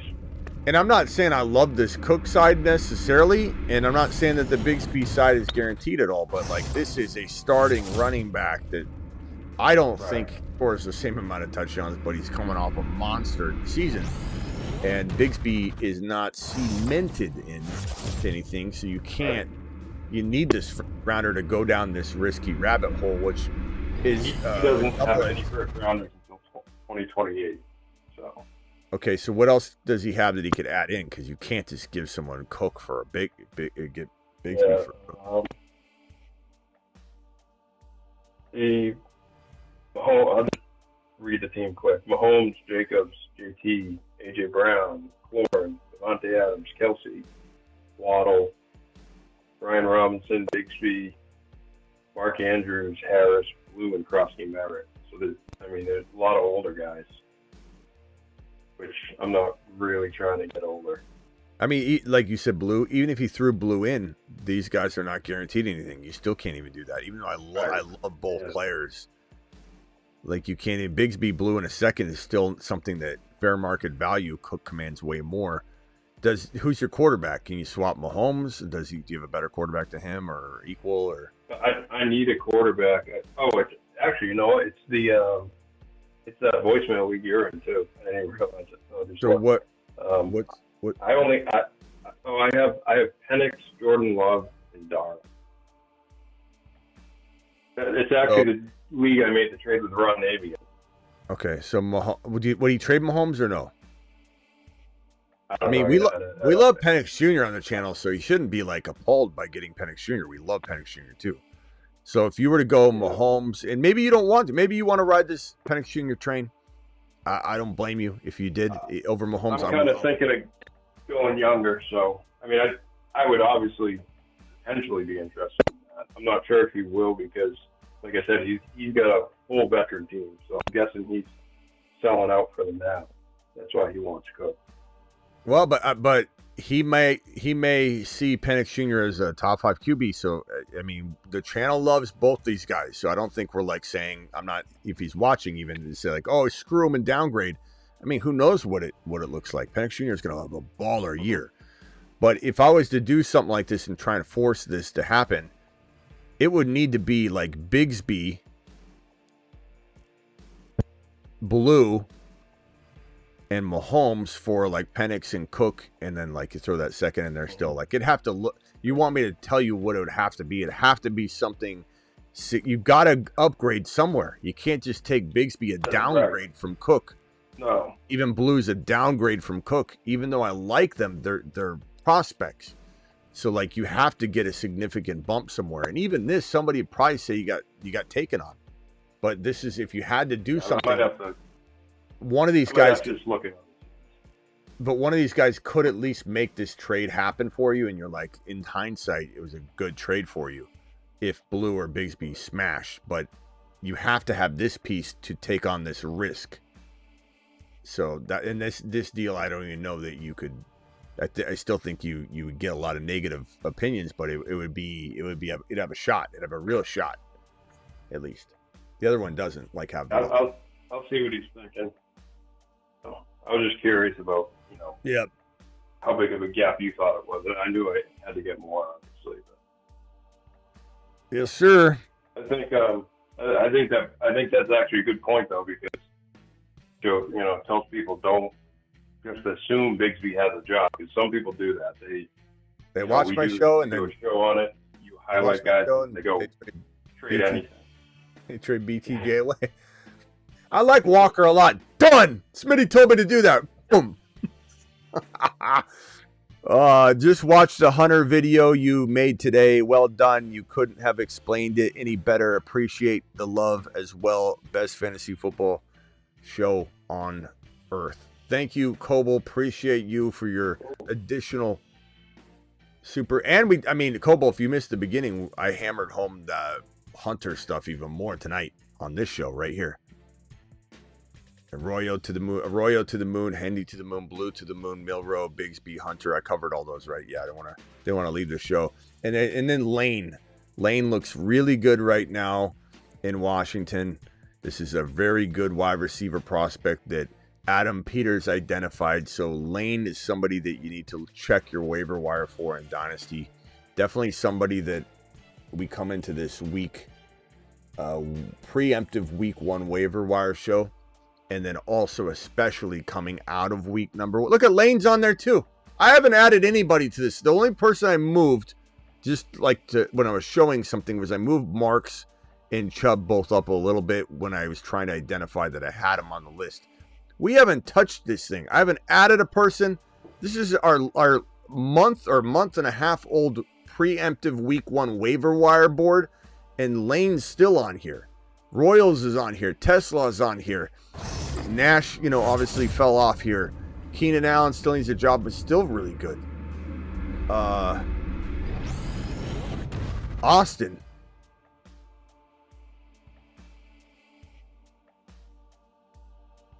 Tavon Austin? Calvin. I'm like, why do we have Austin on there? Yeah, Calvin's good. Thornton. When I saw that first, I was like, what, Tavon Austin? Yeah, Calvin Austin's nice. Everyone says he's too small, can't get the job, but he appears to be like in position for the number 2. I don't know. I like him. Milrow, Sanders, Milton, Willis, Hendon Hooker, Will Howard, Arroyo. Arroyo. We've had Arroyo on this thing for a while too. Gadsden, Fannin, Fergie's good. Sinnett's gonna potentially be a league winner. That's an impressive month and a half old waiver wire board when you look at it. But Lane is climbing a lot. Make sure he's not available in your league right now. This last super chat here, shoulder I trade my Rice for Hunter half PPR. Should you trade Rice for Hunter? I would rather have Hunter. I love both of them. But I just think Hunter, this can't be it's probably a dynasty question, but I guess to answer the question in redraft, I would say maybe just because of the 2 to 4 game suspension that Rice could get. I draft Rice over Hunter in a vacuum, like on the clock, but in a vacuum value wise, I want Hunter more, but I don't need to draft that way. I can take advantage of the system. The system has Hunter going in round 5, 6. Rice is going in 4 because he dropped and we're lucky. So you're drafting Rice before you draft Hunter so that you could have the possibility of drafting both. But like when week 1 starts and the whistle blows or the draft's over and we're 2 weeks away from the season or 5 days away from the season, you already drafted, the draft doesn't matter anymore. And so then Hunter, because he's a value, he's a steal, does rise up with Rice in terms of fair market value, I think, But I would rather have Hunter in Dynasty, but in redraft, it's close. It really is. And if you could weather through, especially if it's not a total point league, you're just trying to get wins and you come out 2-1 and then Rice is back, who cares that Rice missed time? You're 2-1, or even if you were 1-2, you'll be fine. I'll jump off right after this. I meant to ask you in redraft. I think it was Bryce was asking about would you rather have Pickens and Tre Harris or DK Metcalf in redraft this year? In redraft, Pickens and Harris, and it's Trey or DK DK. I like DK, but it's close. I mean, I could see someone go another way. Lesser offense, but he's the number one. Number two, but in a more high octane environment. He's motivated. He's playing for money. Tre Harris is a sleeper. That is tough. DK is so good. Like, he is so good. He really is. And I guess I worry about Arthur Smith. As much as I think he could be a steal, I still, when pitted up against another player that's playing in such a high octane offense, I'd rather have the number two on an offense like this with that talent and with his drive to get money and get a bag, with the idea that Tre Harris could be a super sleeper versus a vanilla offense, horrible head coach to a degree. Obviously wins. I get that. There's risk with Rodgers too. I mean, yeah. I'm being honest with you. Yeah, Rodgers risk. I mean, if he goes down, DK, I get to see DK kind of like waving his arm up and be like, throw me the ball. You know, like, throw me the ball. Come on. Run me. Arthur Smith, run me deep. You know, give me a go route once in a while. What are we doing here? You know, it's relying on Arthur Smith. It's relying on a historically vanilla offensive game plan. The head coach is partly responsible for allowing the system to continue to stay run heavy and vanilla. And DK, while he could get you 1,100 yards and 8 or 9 touchdowns, or let's call it the safer route would be like 10, 10, and 8. Pickens can also get that, and probably safer to get that. Could DK outscore him, get like a 14 TD season? Yeah, but then, you know, we also got to say, you know, history's history. Both players are changing teams, so you got that, you know, risk of, you know, when you change a team, it's potentially a tough, you know, adjustment for a wide receiver specifically. Wide receivers changing teams is a lot harder than like a running back. But you rule that out because they're both changing teams. Pickens looks like he's gelling really well. Pickens has a backup plan at quarterback if Dak gets hurt. He's got Milton. So everything seems to be more protective, I think. But then you look at DK and you say, okay, let's look at his game log. Let's see how we feel about historically looking at DK. What do we think he's going to do? Like, let's just take a look at his numbers. And sometimes you look at them and you can kind of spitball what the low ceiling and low floor would be. So coming off of he's had 900 yards every year. Yeah. So 992 and 5, 11, 14 and 8, 10, 48 and 6, 9. So this is a guy that has one time really climbed into that, like above 1,100 yards. So I would say in a vanilla system with Arthur Smith, probably looking at a 900-yard season. You're probably looking at, I would imagine, 110 targets, 120. So you're looking at a very similar year of last year, just hoping he gets 7 or 8 or 9 touchdowns instead of 5. That's what my I'm not saying he can't over-deliver on that. And I know I just said a little while ago he's a good value. But these are the things that worry me when you pit him against another capable player, is why I start looking at the negatives. Now, if you told me DK versus DJ Moore, then I start saying, look, all those things I'm talking about with DK, you have with DJ Moore, but I like DK better. So I'll take DK. So that's kind of where my mind goes. Pickens is just a good player to throw at me, and then Harris to boot is just, I'm going to lean toward the Pickens side. All right. You know, it's good to know. It's a good point. Sure. I don't know. I could change my mind tomorrow, though. I mean, I like DK a lot as a player. I don't love his situation, really. I do and I don't. The situation's brutal. If you're going with DK, like, you have to be okay with the risk, and you have to be confident that the other wide receivers that you're drafting or you're acquiring can fill in for him if it just falls apart. Like, personally, I think if Aaron Rodgers is healthy and DK is healthy, which there's a big risk there because they can both get banged up. Rodgers is older, coming off not so great years. If they're both healthy. So I guess maybe I'm talking myself out of it too. I shied away from those situations. Yeah, I mean, I talked myself out of it after I just said I like drafting DK as he could be a sneaky wide receiver too, and then I just talked myself out of it. That's why I'm kind of ashamed of myself. The target thing is that's the toughest one to know because, like even last year, Pickens 103 targets, and so a guy like that as the number one wide receiver should be getting like 150 targets, but that's not the Arthur Smith offense. All right, so Pickens real quickly. I mean, it's not better. It's I think you're right, though. I think you're right. But here's. I think I needed that broken down. Okay, but here's the thing. I'm about to mind freak you. This is a full circle like roller coaster ride.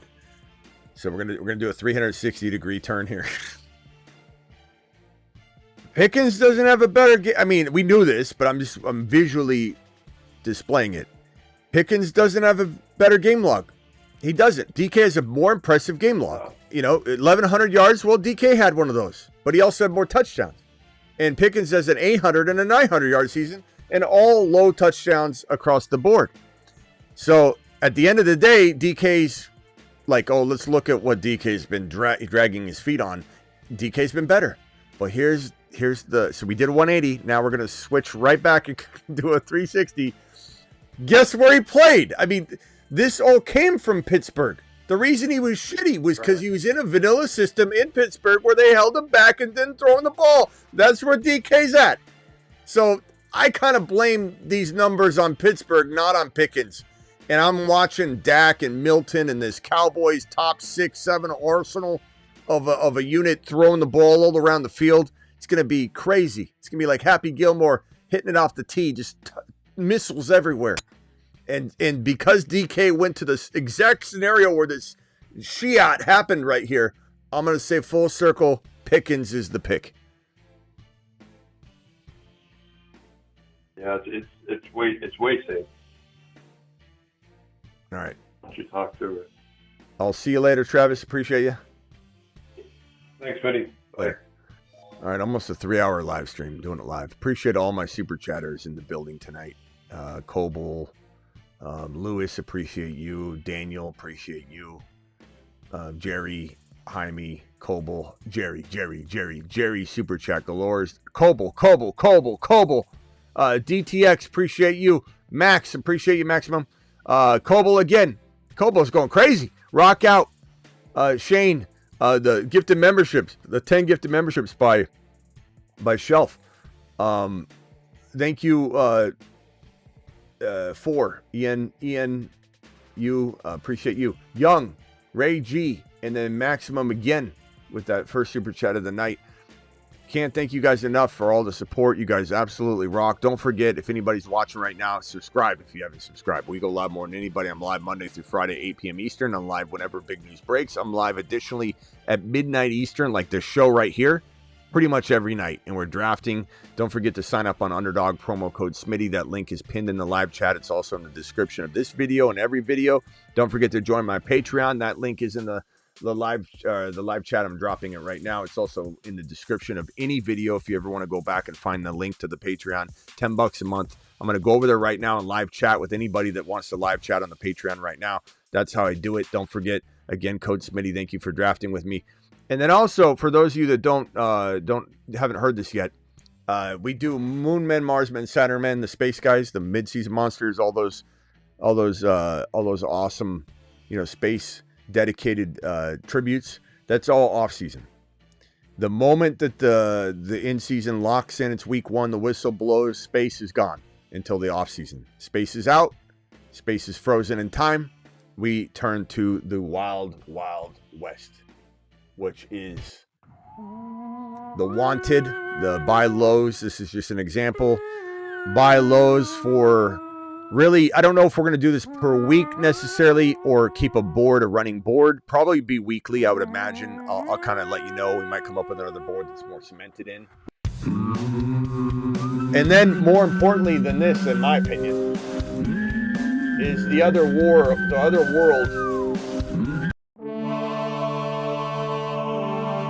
Two realms shall rule during the in-season. The Wild Wild West and the medieval slash Viking slash Game of Thrones slash fantasy land known as the Throne Men, which will be kind of a similar, very similar feel to the Moon Men, Mars Men, Saturn Men. 9 individuals will rule. These are all king slayers. These are all monsters, and Wild Wild West and Throne Men will be ruling the end season. So get ready. Appreciate you all. I'll see you all tomorrow for several videos and live streams. And if you're new, again, please subscribe on the way out the door. Please hit the thumb up on the way out the door as well. See you all tomorrow.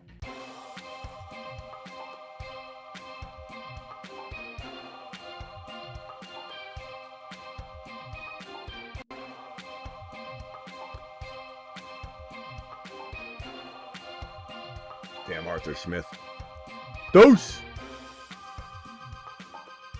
Does anybody remember what it was, real quickly, that we had Kruger say, and then he didn't say it loud enough, so we had him yell it, and then we told him to yell it again, and then we told him to yell it again, and I told him whenever I say this, like, Kruger, you know what to do, I think it was.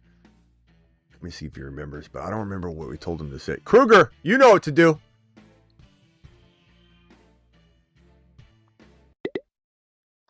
Ready to give you news and feed you stats, all that stuff you just... No, that's not what he was instructed to do. Does anybody remember? I'll have to go back. It's at the end of one of the videos, like maybe 4 or 5 videos ago. But we said, Kruger, you know what to do. And he's supposed to repeat this line and yell it.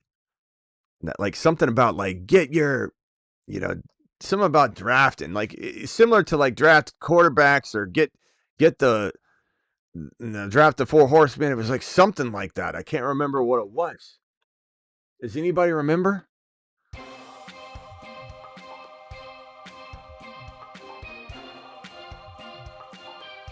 God, what did we tell him to say?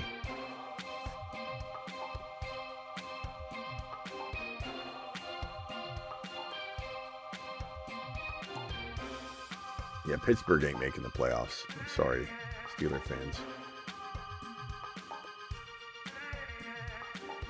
All right, 3-hour show in the books. Damn, I can't believe we're live for 3 hours. Get your studs or something. Yeah, Shamrock, it's on the tip of my tongue and I can't remember what it was. There's something like he was going to yell, you know, yeah, like get your guys, draft them, don't be afraid. Like it was something like that. I can't remember what it was. I can't believe no one, including myself, can remember it.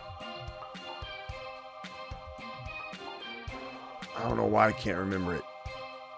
And he doesn't remember it either. Kruger's acting like it's some other thing. All right. I'll keep monitoring the chat. If anybody remembers and I end the live stream, I'll still be reading it. See you all on the Patreon. I'm going to the Patreon right now. Here's the link to the Patreon one more time. Hopefully anybody that's been intrigued by it will click this link, sign up. It's $10 a month, cancel anytime. And we'll be over there talking on the Patreon right now. Doses.